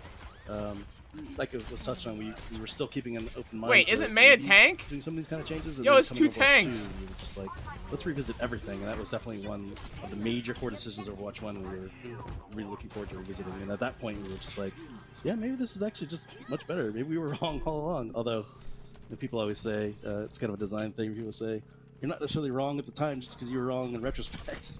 Who knows? Yeah. But yeah. So obviously this is a hybrid map. I don't know if I mentioned that at the beginning. It's another hybrid? So, much in the same way as Kings Row, we'll be fighting for control of a payload here, which will eventually Frosty roll on feet, out, and we kind of stop feeding. Yeah, so typical these Doom payloads. players, this dude. is, I mean, I'm no stranger to peacocking. Look at what I'm wearing. But this is great. Obviously, we tell a story in Overwatch in Overwatch 1 with these payloads here. So looking forward to seeing how that story gets fleshed out. What I'm seeing already is real difference in map geometry, right? As we move into the second phase, all of a sudden, payload looks so funky. Overpasses, and it's just this jumble of all these buildings and so much high ground here. Really feel like this reminds me of Favela, the fucking the MW2 map, but it also reminds me of the MW2 mission where you gotta chase down that fucking weapons dealer. And who was it that? Oh, that was just one thing. We're trying more of this. That fucking jumped out of the fucking roof and tackled the guy. You guys know what I'm talking about? The MW2 mission. So you saw it was a bit more open. As you get the payload, there's a feeling of changing gameplay and art as well. So this visual progression as so as bright well as gameplay. Soap, yeah, I think it was Soap, yeah, that jumped out and tackled the guy. Yeah, one thing that maybe it's just a coincidence, but I feel like what's the PvE like? At this point, I don't know. In Overwatch 1, like specifically, like I think like Hanamura first or like going through King's Row second, they're very like tight and like it's like perfect for like a Reinhardt shield to spread across, and it can be like you know, real pain to get through sometimes because you feel like you really only have like one way to go through. But I'm seeing at least in the other two maps that we looked at a lot more flanks and ways to access the point, and I think that's overall better for the design because I feel like when you, especially on Hanamura first, like going through that choke is kind of, you know, it can be real not fun sometimes if you're just not clicking, or if it's just, you know, they have a hard comp that you're just actually the more I listen to it, the more I kind of like Widow's gun change. Yeah, we want to give players more options to solve a problem. Say they're stuck at the choke, they have a few more options to break through. Basically, they don't have to rely. Bro, anytime there's gonna be a Widowmaker in the game, you're just gonna have to play ball, because if you don't, you just lose. That's always the thing we're trying to. Because Widow's a one-shot character that can sit across the map and kill your whole team. Are there gonna be previous maps in Overwatch 1 that would be reworked, or? We don't know yet. Can you not say? Is that secret? No. Or? I don't know. Okay, fair enough. So obviously, you've got one less. Dragon looks kind of cool. The new dragon, your maps are lightning effects on the dragon. Labyrinthine, I guess, or just bigger, right? It's just a large. You know, there's so much more ground you could cover if you wanted to take it. Everyone blames Seagull. How do you sort of balance how big the map is, right? Because obviously there's a sense where, like, you know, if you go too far one direction, it can seem quite barren. But here, like, everything, there's attention to detail everywhere, right? There's so many crisscrossing ways of approaching the point. They did indeed give it a go. So it doesn't feel big, but it definitely, as opposed to maps we saw in Overwatch on live right now, it definitely feels bigger, right? Was that ever a consideration, trying to balance that, the sort of size and the majesty of it all? Yeah, it's definitely more detailed than before. Go again. And again, the more options, there's more passageways and buildings for players to move through and dude, I could see Solo Tank maybe working if they just remove like half the CCs in the game. A fairly similar size. No crease stun, no break bash. Maybe take out Discord Orb. We have a lot of cool upgrades that allow us to do more while keeping a smooth performance. Yeah, maybe you could actually play tank. But yeah, it's something we're constantly maybe you could actually play tank. The scale of maps and how it feels to move through the space, visually as well as gameplay wise. No Lucio boop, really like no brick flail. Almost, right? We have sort of payloads that are moving through underneath, and there are no Doom CCing you 3 separate ways. Sort of that works as well. There's even more options, I guess, to sort of make use of this verticality. Yeah, take out all that stuff, and yeah, you could probably play tank. Yeah, there's like a left high ground, right high ground. There's so much going on here. I love this point in particular, like taking that middle high ground. This design kind of reminds me of Dorado. See, you kind of have like the platform and the high ground, and then like the high ground in the middle. Dude, this is just Dorado remix. This is just Dorado third point remix. This is all this is. It ends up being like kind of a gambit to try to. This is actually just Dorado third point remix. Tanks that can just sit on it with barriers all the time. Tell me I'm wrong. But it's so powerful. You can see where Widow is right there. It's so powerful. You have this line of sight on everything up there. Yeah. Anything with the line of sight for Widow is powerful. Is Universal ult charge nerfed, or is it just as a result of the tank changes that it seems like people are getting their ult slower? It's mostly just the tanks, and we don't have. They're probably, I can't remember exactly all the individual changes, but I think we probably adjusted a few heroes here and there. May have gone up or down on their costs, but it's almost entirely just the tank changes. You generate a lot of ult off tanks in our game. I don't know if I like the new kill indicators though, like the arrows. I like how the indicators were before. It was a lot easier to tell. Well, looking at Widow is an interesting example. We haven't adjusted the snipers too much yet, but we're keeping a really close eye on them because a lot of what sort of controls snipers is the fact there's all these barriers you can't shoot through. True. Okay. Listen, I'm liking what they're saying. You know, I have a lot of issues with this. Like that. Like, and they're kind of addressing it because, dude, powerful, Widow will be stupid OP with no shields and no tanks to get on her. I feel like on some of these choke points, it's definitely a lot more wider than some other maps, and I feel like, you know, if unchecked, some certain Widows could do a lot of damage. Yeah. So yeah, just yet another thing we got to keep an eye on with change like this. Right. I mean, you know, we talk about how sort of tanks have changed now to sort of allow them to be more multi-purpose or sort of fill a broad spectrum of roles. Seagull came back from 4 months of not tweeting on Twitter. You know, when you have a to tweet about Overwatch you kind of know what the player is playing. Is Seagull making a comeback? Create space. Is Seagull making a comeback? Space just because the shield exists, and with someone like Roadhog, they create space because of the threat of the hook, right? It's not even something that's necessarily it's implied threat, right? It's not exactly directly displayed. So, I mean, what is the idea for a tank? Do you still want there to be the mix of there sort of being that implied threat plus obviously a very visible threat?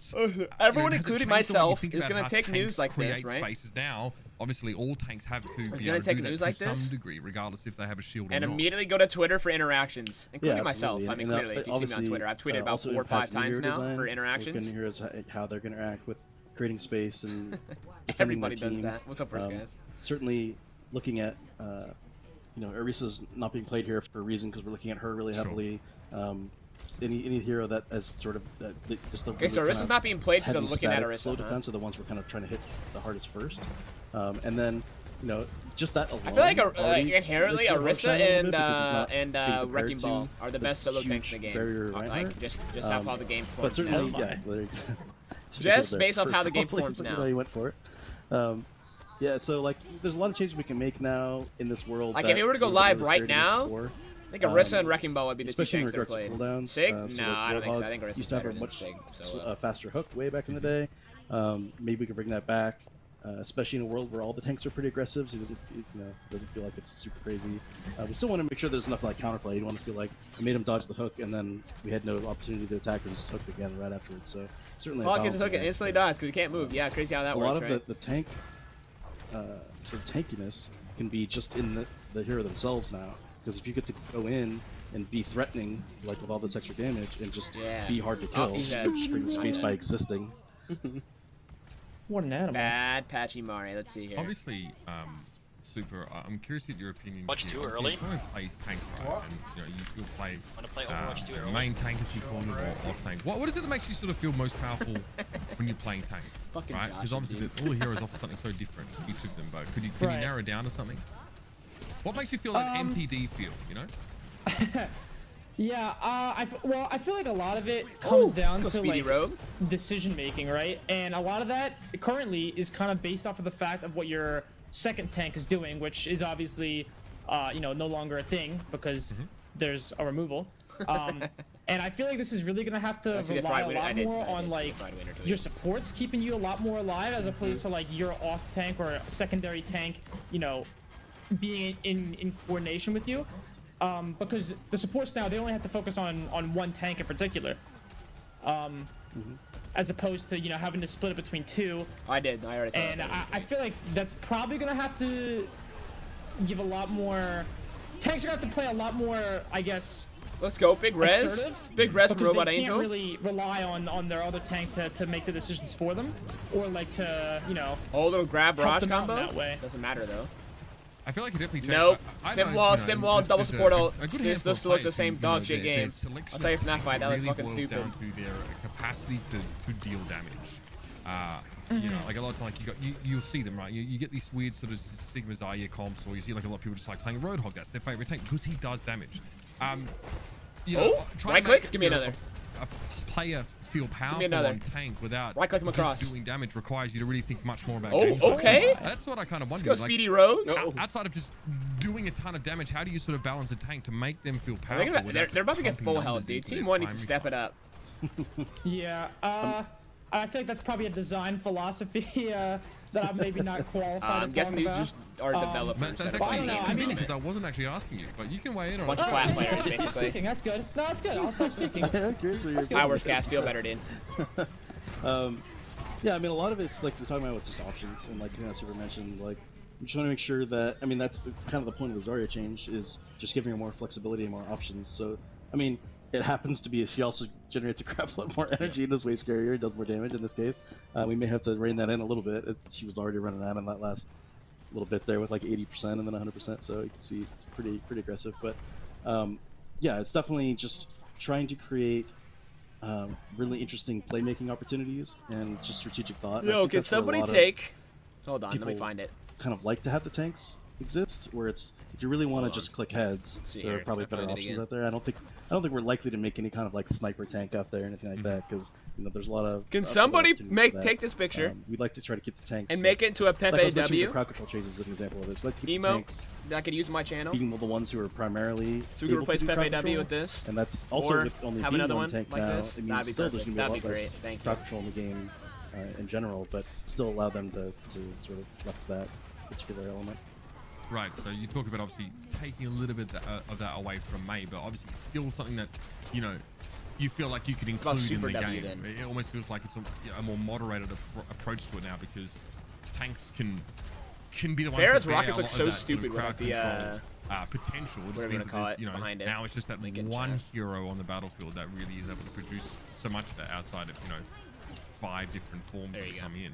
So it feels like almost responsibility as a tank player is almost kicked up a notch there, because you got to be a jack of all trades in some cases. Especially if crowd control gets reduced to a point where you're looking for to counter something specific, like you're looking for Genji Blade that then you know is ready, and you need to, let's say you're playing Hog, you like really want to land that hook when he comes in. It's a really big game changer if you land it. Simwall still looks stupid as fuck. I'm gonna say it. Simwall still looks stupid as fuck. Conversely, if you're a character who is really watching, Simwall still looks dumb as all hell. Something like that wants to get his ult off, but you want to make sure you're not going to get stunned. It's a lot easier to sort of track who's can stop you. You know, you're looking for their tank. Sim looks OP on this map. It's so close quarters.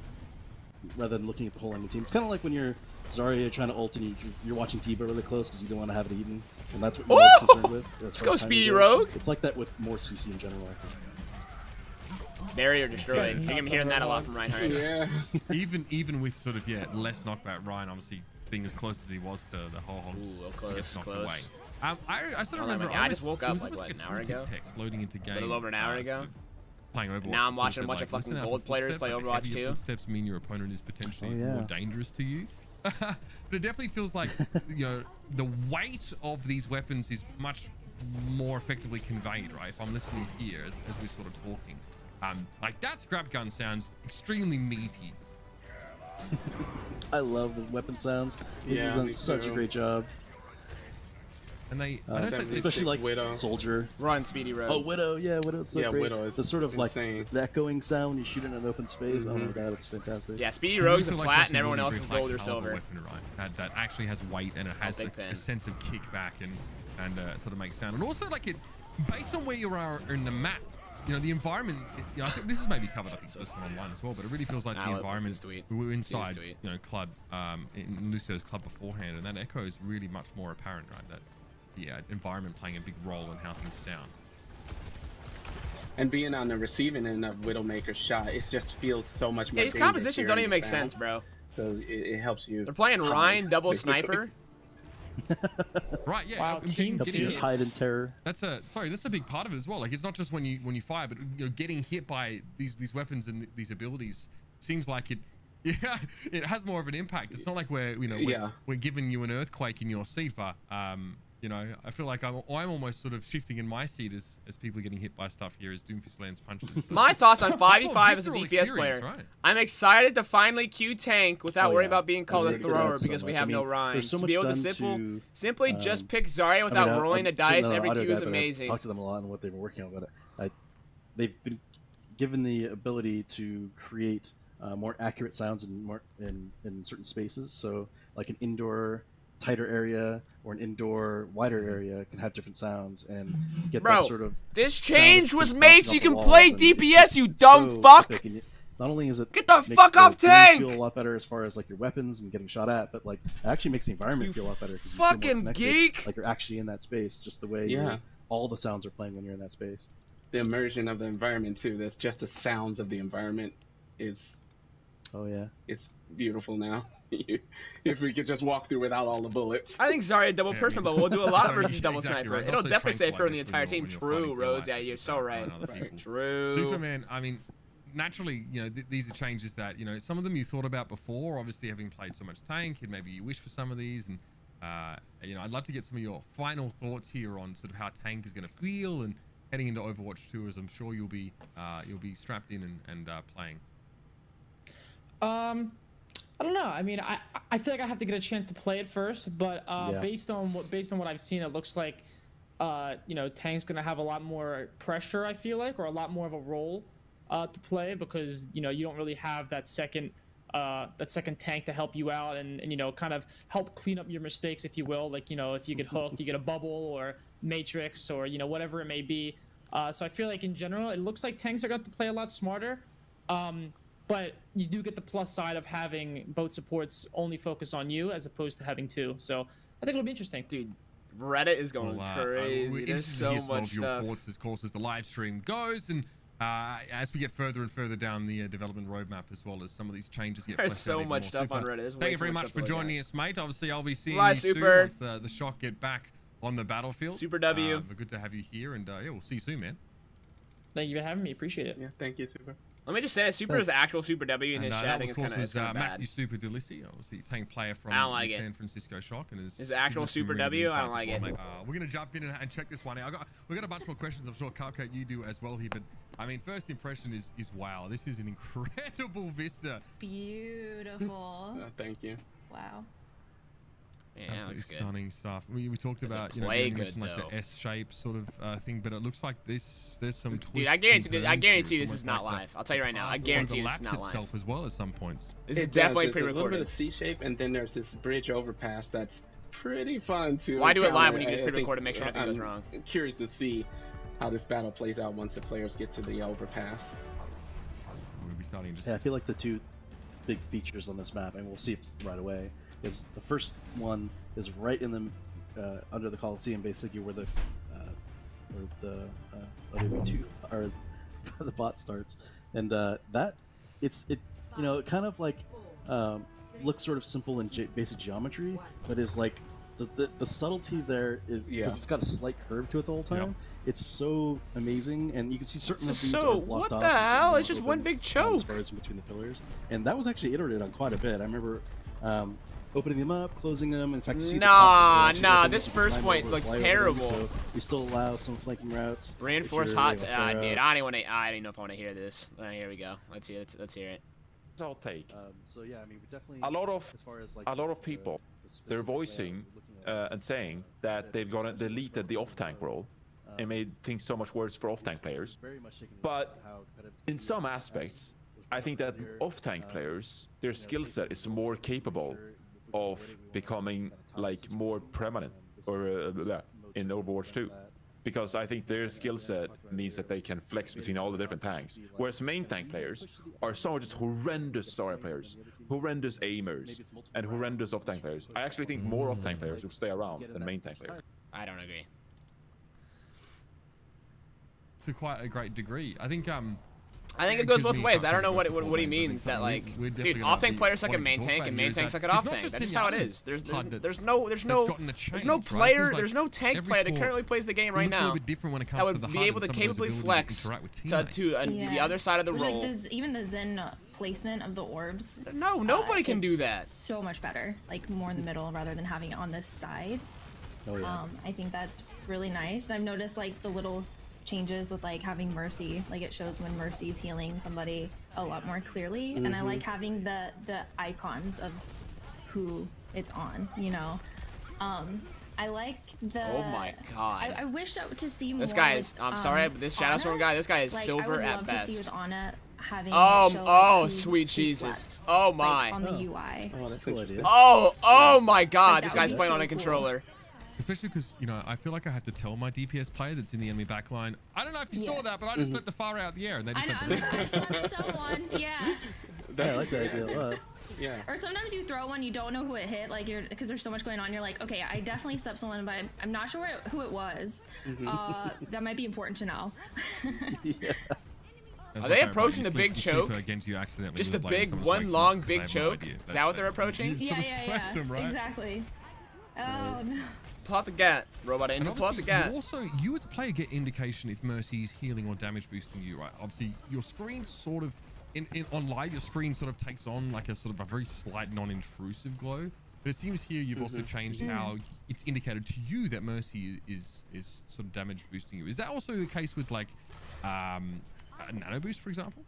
I'm just sorry. I don't think there's any, dude. I think there are very few tank players that currently play the game right now that would be able to play every tank in the game. In general, there's like great big passive. It's hard enough to play all of the heroes at the top level for your own role. You see that in Case Point now, like in Overwatch. Like there are some players that can't play Sigma at the highest level. There's some that can't play Zarya, whatever the case may be. VFX updates. How the fuck are they supposed to learn all the heroes? It's kind of just awesome at the top level.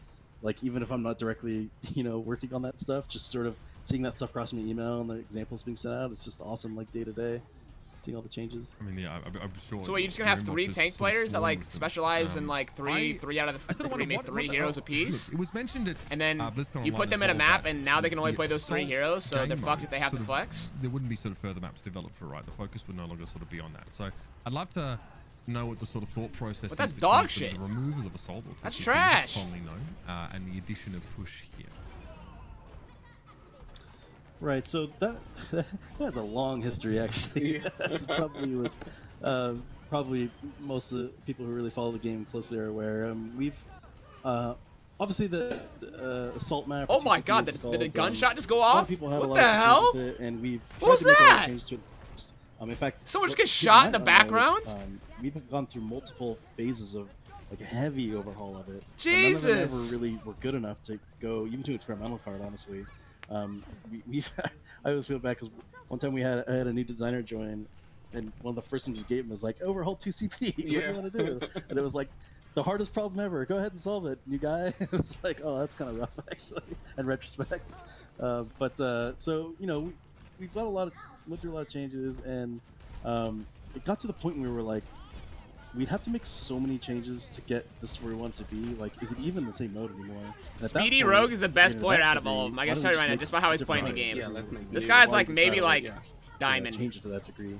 So that's kind of how that. High Diamond, low Masters. And a lot of it was feedback from the players. So that's kind of spicy, Jeff. You're trying to say that there's other modes in development. Are you trying to imply that? I would say that we are constantly experimenting with new modes, but they're experimentation right now. How crazy! New York was the OP hero. Oh, big grab. Copy a sorry, tank. Copy a tank. We copy a tank. a lot with New York. Oh my god. Landing on the mode that we copy chose. a tank. I mean, it seems like dude, copying a tank is even more OP now. Right. Temple of Anubis, when we first showed that at BlizzCon, the shipping version actually changed, to try to fix 2CP even back when the game first came out. So we actually, the version we shared and the version that shipped with the game was pretty different from the choke point standpoint to try to address some of the 2CP challenges. So we just left that spot in the map. Oh, sorry, Dion, I cut you off. And that was it. Yeah. Oh, okay. I was just gonna comment because we were there, but they just left it. But the other thing I was mentioning, OP, Frosty Pete knows what to do. Left was, it's like this. Yeah, ends up doesn't matter though. Basically, another life. And it's super interesting. Bad movement though. Yeah, it like goes. It basically flips on itself and goes over itself, and you can see it coming up here. So you go under. In this case, you go to the right and then back up and then cross over itself. It is a really interesting point to play. In fact, when we were first playing it, I remember we had our first feedback session where it was like, I don't know if I like this or not. It's either amazing or it's terrible. I can't even tell. Like it's super interesting and very impactful.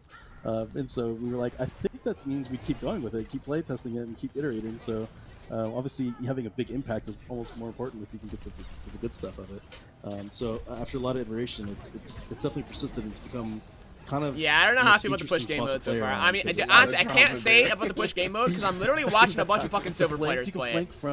I can't tell you. I actually can't tell you because a bunch of silver players are playing. In the middle of that pass is how am I supposed to tell if this is good or not? Of course, you gotta worry about gonna be jumping up on you or something. How am I supposed to tell if this is good or not? A wall on the right, you climb up right there. If you're. I'm literally watching silver players on controllers play the game. So it's just like this when you're going through that after playtesting this map enough and playing enough, when you're going under that pass, it's the most like dramatic, anxiety-inducing spot. It's just like, especially when it's like calm for a while at first, because like after a fight and you're going, there's no sounds. You're like, okay, what is about to happen here? Where are they going to be coming from? And it's like there's a sneaky little alleyway in there too. A tiny once you're under the bridge, there's an alleyway there. Reaper 76. There's a lot of Frosty Feet and Sombra. Right, you go through that first or underpass, and you just know it's a little too quiet. I'm just saying, bro. If you're gonna show me how this game mode plays, maybe like actually put some like players who know how to play Overwatch. I play at like a somewhat high level, play the game, so you can see how it actually functions when people like think. Sort of bend and then I'm sorry, that's just the truth. You'd have to sort of switch columns almost to try and make the most of it. Cupcake, we've seen now a good, decent bit of roam. I'd love to get some more of your thoughts here. Oh yeah, I mean I think it's absolutely beautiful. I love all the like architecture and everything in it. I was fascinated when I was watching the preview during the BlizzCon. Yeah, the tank players are the best players here. And that's tactical. They put so Offtank just dead. I don't know about just go explore it and look around. It's definitely and, struggling. Like figure out like what the best way to go about this is. Because Offtank has like always been the one tank that you like. It's so hard to like solo play. Like the way they're designed from, like, aren't this made to be played solo. But I'm sure once you get in there, so and they have to make major changes to the heroes, the Offtank heroes, for it to be viable. Even at 5v5, yeah, you definitely have the feeling of like franticness or hecticness, sort of around the bot. Yeah, exactly. And this seems like a game mode that's catered to like giving these like adrenaline sort of pumping moments of overtime, right? Oh yeah. It seems like there's a lot of overtime moments. What I love though is that these buildings don't just seem decoration. Like even look up at the top right side, right? Like all these buildings you can go in. There's so many See more the primal mechanics and crannies okay. that you can actually go Corky Turtle. Yo, that seems like a way more intensive map design. Give me a primal cam. Think of everything. Speedy Rogue with the big bump. C9. C9. Something vibrant like this. Incredible stuff. There it is. So cool. Right, that was your first look of obviously at some gameplay on Rome. A beautiful map, and my God, yeah, I really think that those shot callers out there are going to have to be thinking a mile a minute just how they can take advantage of the sort of topography of the map as it sort of changes. Really exciting stuff. I mean, we already sort of got a feel for the game. But lost. I think Team 1 lost. I don't know what this feels from Toronto. Even though it's the same game type, but the map sort of changes the feel and the flow so much. It does, yeah. It definitely feels a lot different. I don't play at like a high-end like skill level, so I'm curious how it's gonna work on somebody on like my level. Like I'm like the average Overwatch player, I'm not like, top 500. I'm not GM. Like I'm plat. A lot of my Overwatch experience as a support. Like I solo queue support. Like the struggle is real, and so my experience is. Like, I don't want to hear a support player. My tanks are just like leave. I don't want to hear a support player. Like, okay, I don't want to hear it. I don't want to hear shit about solo queuing support. I'm curious. I don't want to hear it. Go on like nah. Plat games. Nah. I don't want to. Nah. Support players can't complain. So y'all know how I feel, okay? Yeah, I mean, like I said, you're in good company. I make no bones about my standing in the game. I don't. That was incredible. Thank you, Jeff and Dion, for walking us through Rome. Bro, I've been playing Offtank for years. I played main tank, solo queued main tank for one day, and I nearly about to put a hole through my fucking wall. The juxtaposition of sort of the futuristic tech plus a really historic location. That's a lot of fun. I played main tank for one day, and I about to put a hole. I about put a hole in my fucking monitor. So, ladies and gentlemen, stick around. There is still more to come. A new map, an in-depth look that you haven't heard anything about, coming up on the other side of this break. So stick around for more of this Overwatch 2 PvP developer. Anybody that plays a role does not have experience 6 CCs in a row. You can't complain.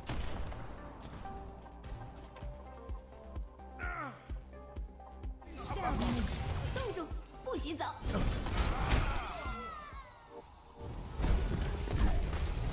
the primal? Oh.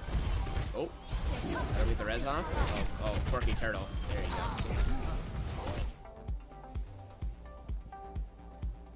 go. Yeah, two CPs out of Overwatch 2. Oh yeah. Oh, another? Give me another. Fire strike the Mercy out of the sky. You won't. Got him. You think in a 5v5 environment, Mercy would be a must-lock? Dude, I actually don't know. I don't know. Maybe. Genuinely no fucking clue.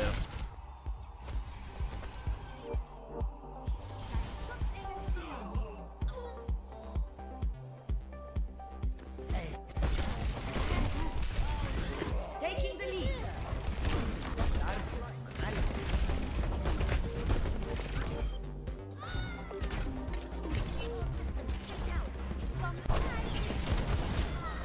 I'm looking at Crimso's tweet again, and here's my issue with, like, while I think this is probably going to be accurate, let me do this real quick so I can talk. It's an intermission anyways. The problem with this, right? He says, my take is that off-tank players will be fine in Overwatch 2. There will still be a need to play these heroes, and the tank role itself isn't going to completely change. With all of the new stuff for tanks coming to Overwatch 2, I think it's crazy to say there won't be a need for off-tank heroes. You can't expect one tank to be able to cover all the tanks in the game. You're still going to need 2 or 3 tank players, IMO. Probably 2, but it's case by case. So the problem with this is, this inherently makes the game less flexible, because you only have the one tank player in the game, and so if the one tank player can't play all of the tanks, then you're only access to half the tanks that are in the game.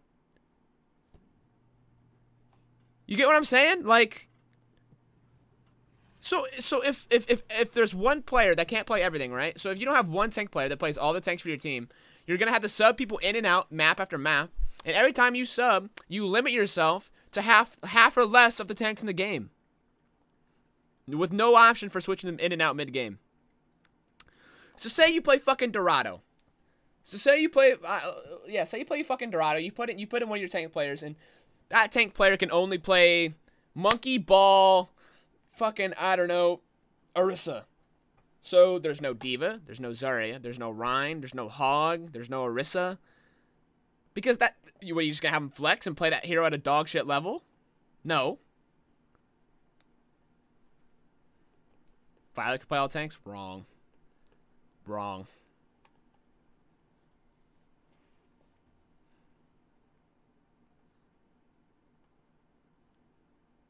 Fully agree. Scott says all off-tank players should breathe a sigh of relief as they take up a permanent bench role for their teams. True. True. You're inherently making the game less flexible though with this shit. Instead of 2 tanks.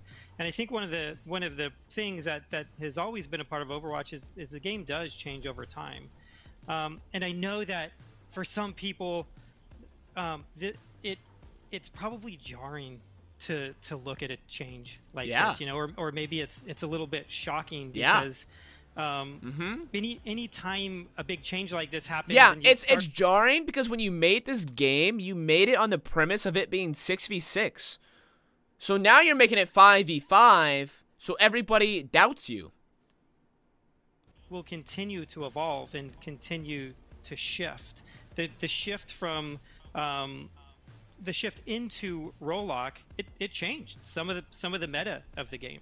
Yeah. And now people look at the role of all of the roles a little different than they did previously, and I think that is a natural result of something like this. And so it might be easy to say, like, well, I'm an off-tank player. How is this going to affect me as an off-tank player?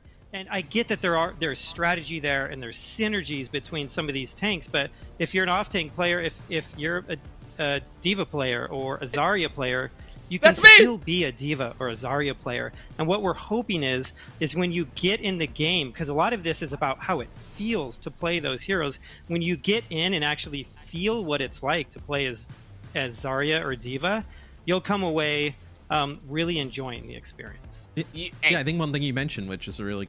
Aaron, I'm going to hold you to that, my man.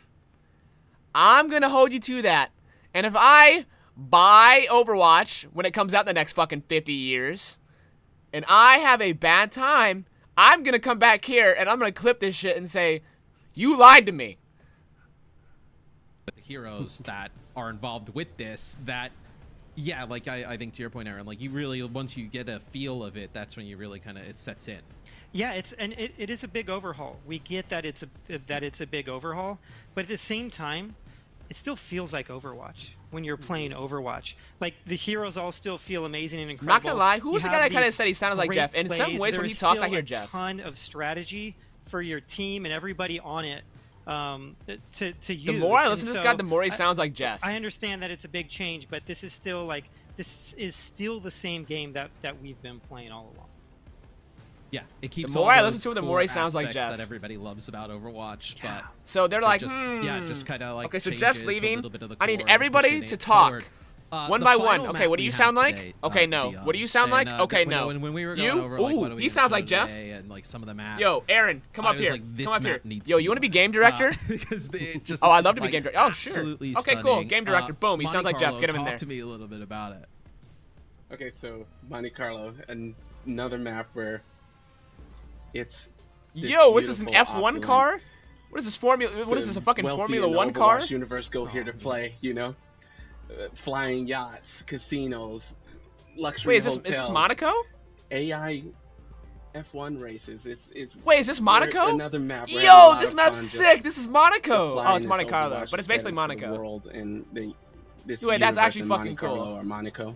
Yeah, it's Monaco. Let's fucking go, dude. It also has a nice story connection to the overall. Yo, that's sick, and it's got a fucking Formula 1 car up there. Formula 2, whatever. We share more later. It's a Formula car. That's all that matters. It's Monaco. It's just gorgeous. I mean, that's sick. The one thing that strikes me about this map. Oh, they've even got like the. Oh, this is cool. I like this map. It's a racing map. This is cool. Each point and area of the map plays so drastically. That's different. cool. You know, once we'll actually see it in play, but. Is that something that you guys are looking at with map design, of just like how you guys can change like verticality, levels of terrain, really, you know, empower certain heroes or certain roles to really kind of take advantage of that? We're definitely doing that. And I think a lot of the Overwatch 2 maps have features in them that we haven't built before. Everyone just got to look at Rome, and we have that sort of like switchback section in it, or like the loop section. And that was something we tried 3 or 4 times over the entire course of Overwatch development, and we're just never able to get it to work right. And on Rome, we feel like we finally cracked the code on something like that. In Monte Carlo, there is this really cool uphill section in the map. And it's steeper and longer than anything we've done before. No, I haven't. I've been to like amateur stuff before, but I haven't been to like I haven't been to like any professional racing event. No. And I feel like I want to see Formula 1 races though. I want to go to a Formula 1 race. Some of the changes that we're willing to make with this game in order to introduce new gameplay. I don't like NASCAR. And to have it feel fresh and vibrant for players.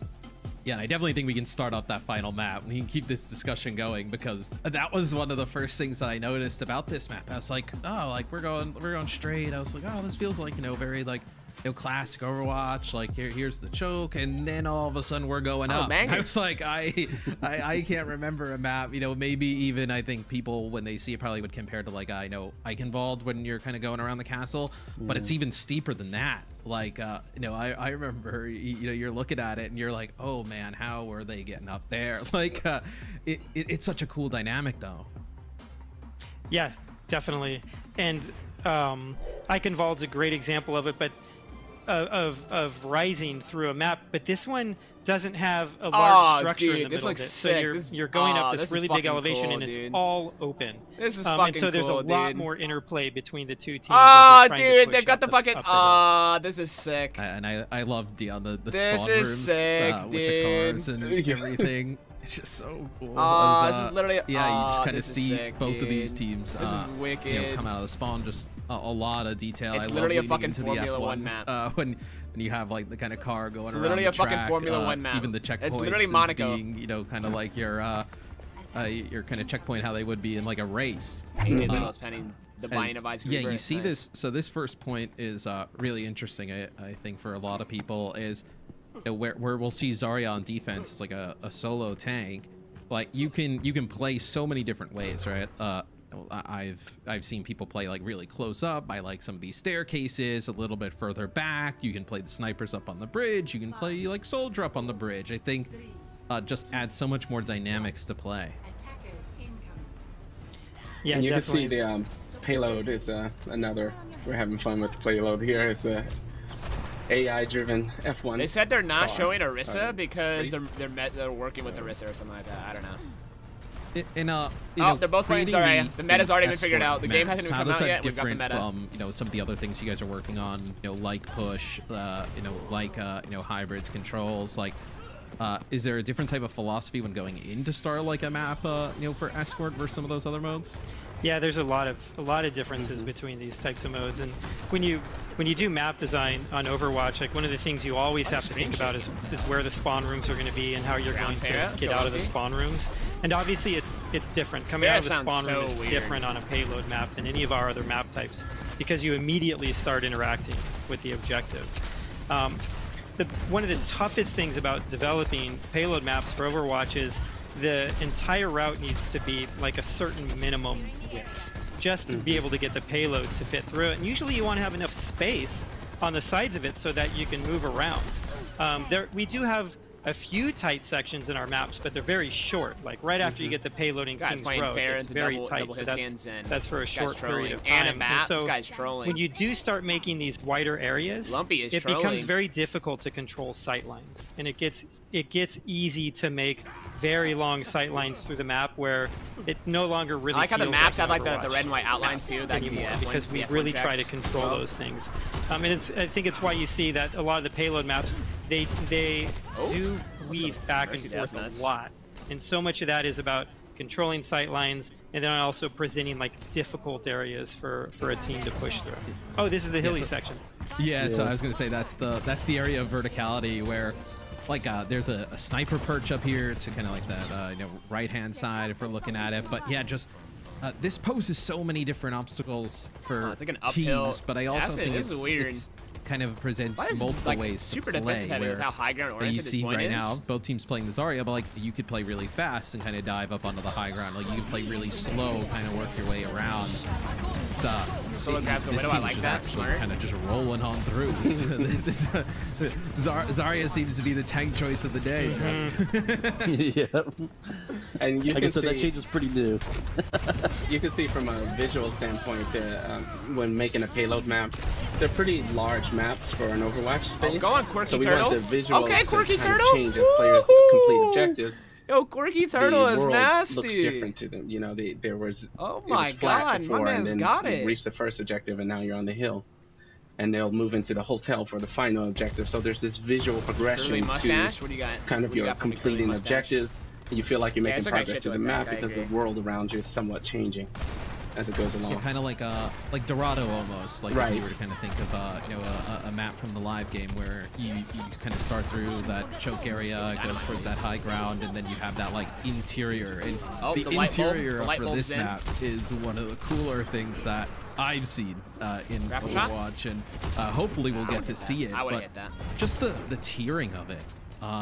How did that come about? With when we go inside, we'll obviously have a better view of it, but it's really kind of like this. There is no way this is a fair map. Dude, you are like trolling, Lumpy. Get off there. So interesting.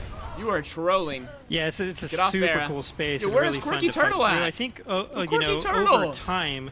Oh my god. Overwatch map design has changed a little bit, just the way that the game has changed a little bit. I don't like Zen's right-click sound either. The presence or the importance of high ground really can't be understated in this game, and so we're trying to give more of that to teams. Don't be swapped. Don't be swapped. And He heard me. trying to create kind of like conflict points in some of these maps, and who's going to control that high ground.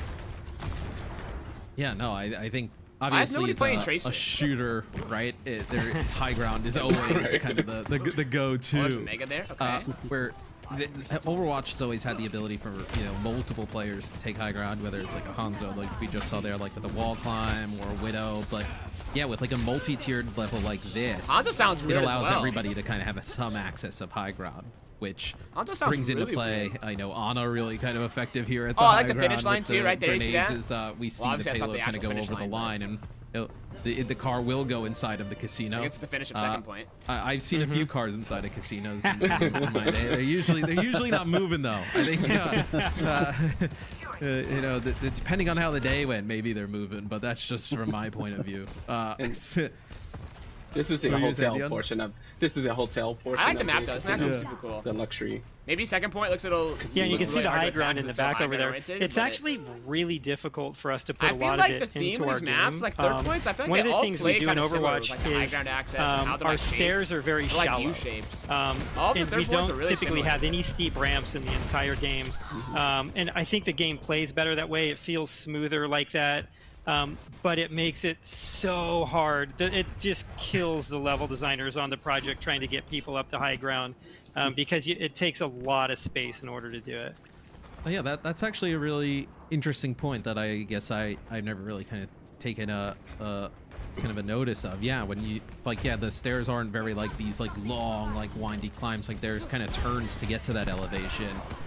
Is that just to keep everything smooth and just kind of movement predictable? Yep. So that's part of it. To keep it smooth, keep movement predictable. It's also like it can be really like kind of difficult I think all the third to points play overcome super similar. a really steep staircase. It's almost like a wall in front of you, and you don't know what's going to be at the top of it. And so we always like for players to be able to run through our maps. Wow! This choke looks like dog shit. You guys seeing this? Of where everything. Oh my god! No, this map sucks. Third point sucks. Look at this. Outside of your view. Can I pull it's easier to do that with shallower stairs. Nah, this is awful. To push up. This is terrible. My eyes. Staircase, and like lastly. Look at this, when they show it again, oh, look at this, look at this. Just one straight big choke. Oh, this looks terrible. On steep staircases. Oh, this looks terrible. On shallow staircases. I was gonna say the only really look at this steep staircase I can defense think has of access is, to high on, ground like, too. Horizon, Lunar Colony, can you not get here from the attackers? You know, on the first point where you're kind of. You can't get up here if you're an attacker. And yeah, that does kind of prove like some of the things that you're talking about where. I know we've all been there where a Junkrat is sitting on top of the stairs with Horizon. Can you go behind? Maybe if I can go behind and take the high ground. And we're just kind of getting pelted on the way up.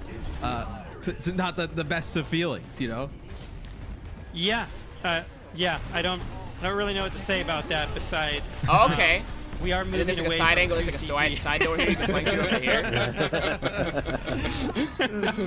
keep the oh wait, actually the more I look at it, I love if you do the attackers and you take the high ground here, you have the okay. Actually, this isn't as bad as I thought I'd be. One of the cool this actually isn't as bad as I thought it was. This map that I definitely saw when watching. No, this is actually as bad as I thought it was. The attackers can actually like access that area. Yeah, like, you can go around where we see connected up there. Yeah, curly mustache rotating around, and it's connected. That's something you can like push that outside. I feel like we try to. Angles we're very intentional with the way we do flanking routes, and we try to make it so that at least one team, like the team, can be aware of people that are coming on a flank. C9. And we usually don't try to let you get all the way around behind the defense without having some way of knowing that it's coming or having the offense earning something like that. And we think this one's fair. We've gone back and forth on this a lot. There's been 30 different variations of this route, but hopefully this one's fair. Depending on how your game goes, it's fair or not. Exactly. Depending on who else is in the test. I actually have some questions from Twitter that I know some people have been pulling and just kind of just really I think things that people are interested in. For you guys, what change to character buff or nerf you guys most looking forward to that you guys have played around, implemented with thus far? Wow, I mean it's a great question, to ask yesterday, but I think now that we've gone over a lot of what we've been working on, there's so many changes to characters all across the board, including all the big changes to the tank role, the hero passives that we're introducing with all the other roles in the game. So as well as like some of the work that I thought it was supposed to be 2 hours, and it's well past 2 hours here. We passed the 2 hour mark. CC abilities in the game, so I thought this was supposed to be really 2 hours to pick one of those. My personal one is actually the one that we saw from BlizzCon. Not complaining, they're actually showing stuff in the PvP though, like the master stuff. As somebody who's always wanted to play Reinhardt, who's pretty tragic at it, being able to be a little bit more. Yeah, we got Jeff too. Selfish. Being able to be a little bit more brawly and double more fire strike the turret is the type of Reinhardt play I want on when I just charge in without talking to any of my teammates currently. I'm sure that now you can do that. There's no way they revert 5v5 yet. Overwatch 2 easy, 0% but I can chance at they least revert put it in my 5v5. mind. Not after they show everything 5v5. 0% chance. Don't even bank on them changing it. Nope. Don't even think about it. Of Overwatch that you're playing is that don't even think about it. Drop the shield and go in and just start laying waste to people. Feels so good. Yeah, it's you know, you play Reinhardt and you come out. 5v5 is here to stay. Maybe this is this Ash you flank. just What an land that alpha one shatter. Lumpy been throwing this game. That's all I'm saying. Yep, I'm committing. It's such a good ability. They never did the experimental Here's another 5v5, one right? From Twitter. That never happened. How do right? you guys look at maintaining the balance between PvP and PvE? I assume they're kept like completely separate, like different environments. They did an extra player. How do you guys look at that? Yeah, that's they did a really interesting question because we talked a lot about that earlier when we started. 1-3-2 is different than 1-2-2. larger To be fair, games. that's a big difference. You know, we look at a hero like 3 DPS Winston. is Winston is super fun in PvP. Game's not a lot of his enjoyment comes from sort of how much pocket on the baby. and there's always like this risky when you're playing. And you're taking space, but are you don't want to be too far ahead of your team or your healers and how you're committing and everything. But it's hard to translate that to a PvE environment, for example. So that in our early playtests of PvE was sort of like, it feels like he needs more, and then we started getting into drift. Like, dude, really I want to see Quirky Turtle pin up the high ground and drift around the corner and kill somebody. So a lot of the, like for instance, drift up the corner. Alternate Fire has you can shoot that blast. Actually came from PvE first. We were just like, come on, Quirky Turtle. We all want to see you drift, bro. I wonder if this could apply to the base kit. Plus, we're doing all the other changes. We all want to see you drift. We want to see you go fast and furious on them. So in those cases, like if it feels like it works and we're like enjoying playing it, yeah, we'll totally take it. But I think our general philosophy is try to keep them separate, just so we can make sure that they shine really great in both individual game or all the game modes really. Yeah, and this might be... I have to mention one thing really quick because it's kind of fun. I did early on. I just had to make this like what is this? What is this little stairwell? Of like a what does that go to? PvP VE mode I called it, which was like a hybrid mode. Because I think like I get the expectation that people will probably ask about that pretty quick if we want to do that. And so I was like, let's just try a mode of it. And it was a little dirty because it was like there wasn't a lot of balancing done. It was just like, oh, let's just throw all the crazy PvE stuff in here and see how they work against players. And it was pretty tragic. Yo, this game looks sick. What if they let you play on other tanks, you can play stuff like Worship of Diva. That'd actually be pretty cool. Exactly. I think that'd be a good idea for the game. So there'd be like tank synergy and stuff, so you guys can work together. That'd be pretty cool.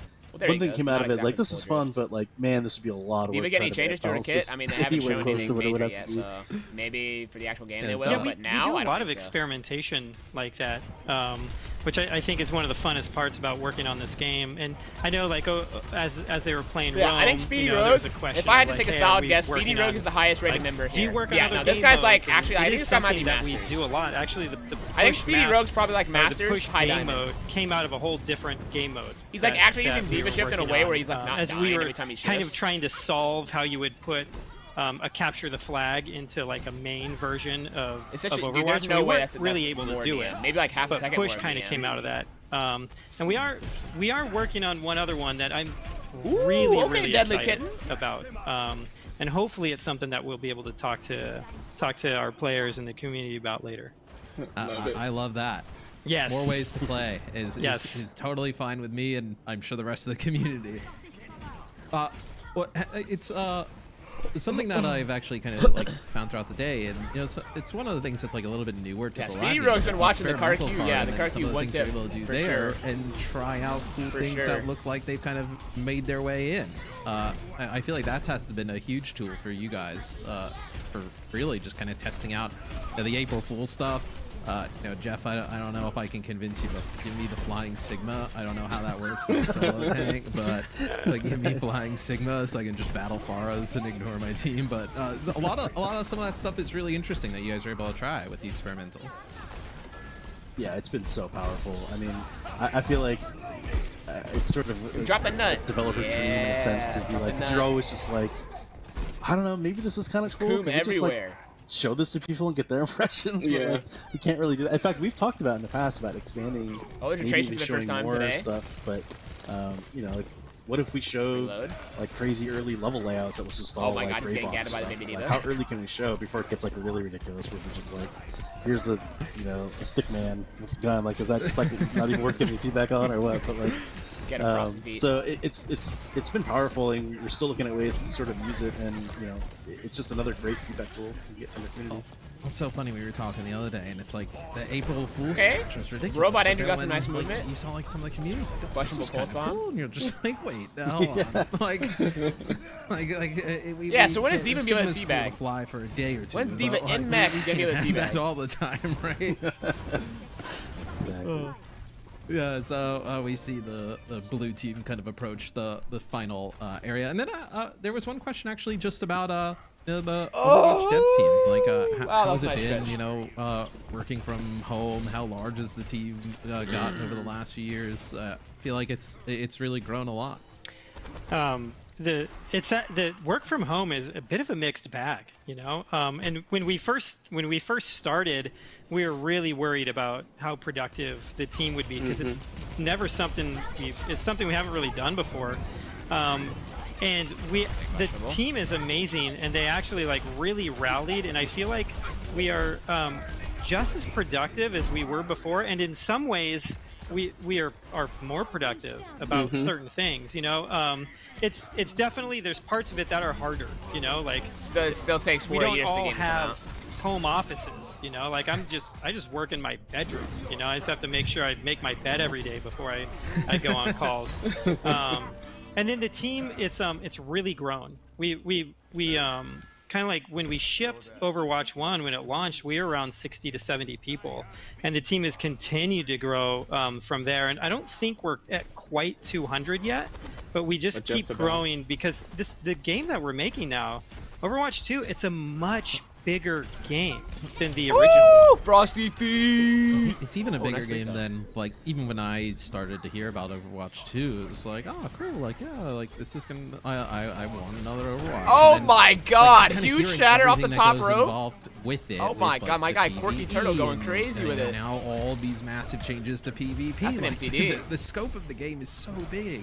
Yeah, it's huge. Yeah. But it's really exciting working on something that has that many aspects to it. And the thing that I like about it, and hopefully what we're showing here today, is that we're able to work on something that's new, and has all these exciting elements, while still focusing on what made the original game great. Like we are like, hey, love or hate 5v5, we are committed to like keeping the PvP of Overwatch as competitive as possible, and we are putting so many resources into it.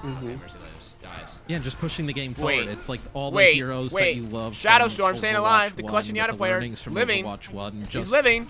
Evolutionize. Oh! Pushing gets a the trance game forward, coming up with new kind of creative it's over. ways to play. Team 1 finally won a map. Team 1 finally won a map. Let's go, Team 1! Dance on the Let's fucking go! He was gone. That kind of concludes. I'm sure the devs are going to. They'll know who won and lost. I was not keeping score of the matches. I'm sure they'll be pretty angry that we didn't keep score of who won and lost. But just a really awesome showcase of the PvP side of the game today. You guys could just kind of give one lasting message to like everybody out there who's playing Overwatch 1, interested in Overwatch 2 with all these PvP changes today. What would it be? I guess I'd say thank you so much for watching. Anything for you, Jeff. Thank you so much for like the support and the communication, like the active communication that has been present from our community ever since, even from before Overwatch came out. So I'd like to just give a heartfelt thank you to everyone that's watching and has been involved in our communities throughout the years. And I also want to let you know that we are still listening, and we are still taking feedback on this game, and more than anything, we just want it to be the best version of itself that it can be, and we're committed to making it that. We come into work every day kind of like passionate and excited to work on this game, whether it's some of the some of the things in hero mode that we're doing for the PvE side of the game, or whether it's the maps or heroes that we're working on for the PvP side of the game. So thank you all. Thank you for letting us build this game for all of you, because we love doing it. How about for you, Jeff and Dion? I pretty much echo what Aaron said. Of course, thanks to community. I mean, a lot of this kind of changes, especially all this experimentation and things we've done. Yeah, starting I need a new desk. I need a new directly chair. getting feedback from the community and hearing what people liked and didn't like, and hopefully that comes across. Also to mention that obviously I think I've thrown it out a lot already, but this is all like pretty early work in progress still. We're still trying a lot of stuff. There's a lot of stuff that I mentioned that isn't even in this, so you can see that we're very actively working on this stuff. So if you like see something like, I see Doomfist running around and smash people against walls, and I can imagine somebody like, oh, Doomfist is still doing his stun combo kill, but like I suspect we'll be making a lot of changes to him, for example, especially if we do CC changes. So yes, it's sort of like the double-edged sword of like being able to show you guys the stuff really early is some of it's not quite done yet, but I think it's been awesome to really try to keep communication up and letting you guys see what we're working on. Yeah, and I echo the same thing. We have a pretty incredible team working on the game, the character team, world building, QA, production. Whoa, look at this guy with his concepting. wired headset. Quite a crew. We love playing the game every day, and we look forward to getting it. Look at the wire plugged into his headset. Yeah, no, obviously kind of they didn't play McCree. We're working with you guys on some of the stuff like this, and then some of the other members of the Overwatch team, like your guys' passion to just make this game the best is something that comes through in every conversation. See, look, even so Jeff really Goodman's using it. This is the headset of the future, boys. In store for the future of the game. I think I would like different, Aaron, what's next? Cups? What can the community look for? I think you guys have an AMA going on. Yep, we have one coming up in just a few days. It's going to be on the main Overwatch Reddit or subreddit. Sorry. So tune into that, and I like this kind of material more than I do. It's the three of us. Don't quote me on that. He's signing up Dion for it. If it's not you guys, you just got signed up. I'll send the. Aaron, let me know. Yes, someone's gonna be there answering questions. We'll send the Outlook invites. We'll get everybody in here counting again. Like this morning. Leather-ish, no, nothing will be needed for that. But yeah, and then we have Overwatch League. Kicking off again tomorrow. We'll be discussing a lot of the things that we're talking about today here at 11:30 PT.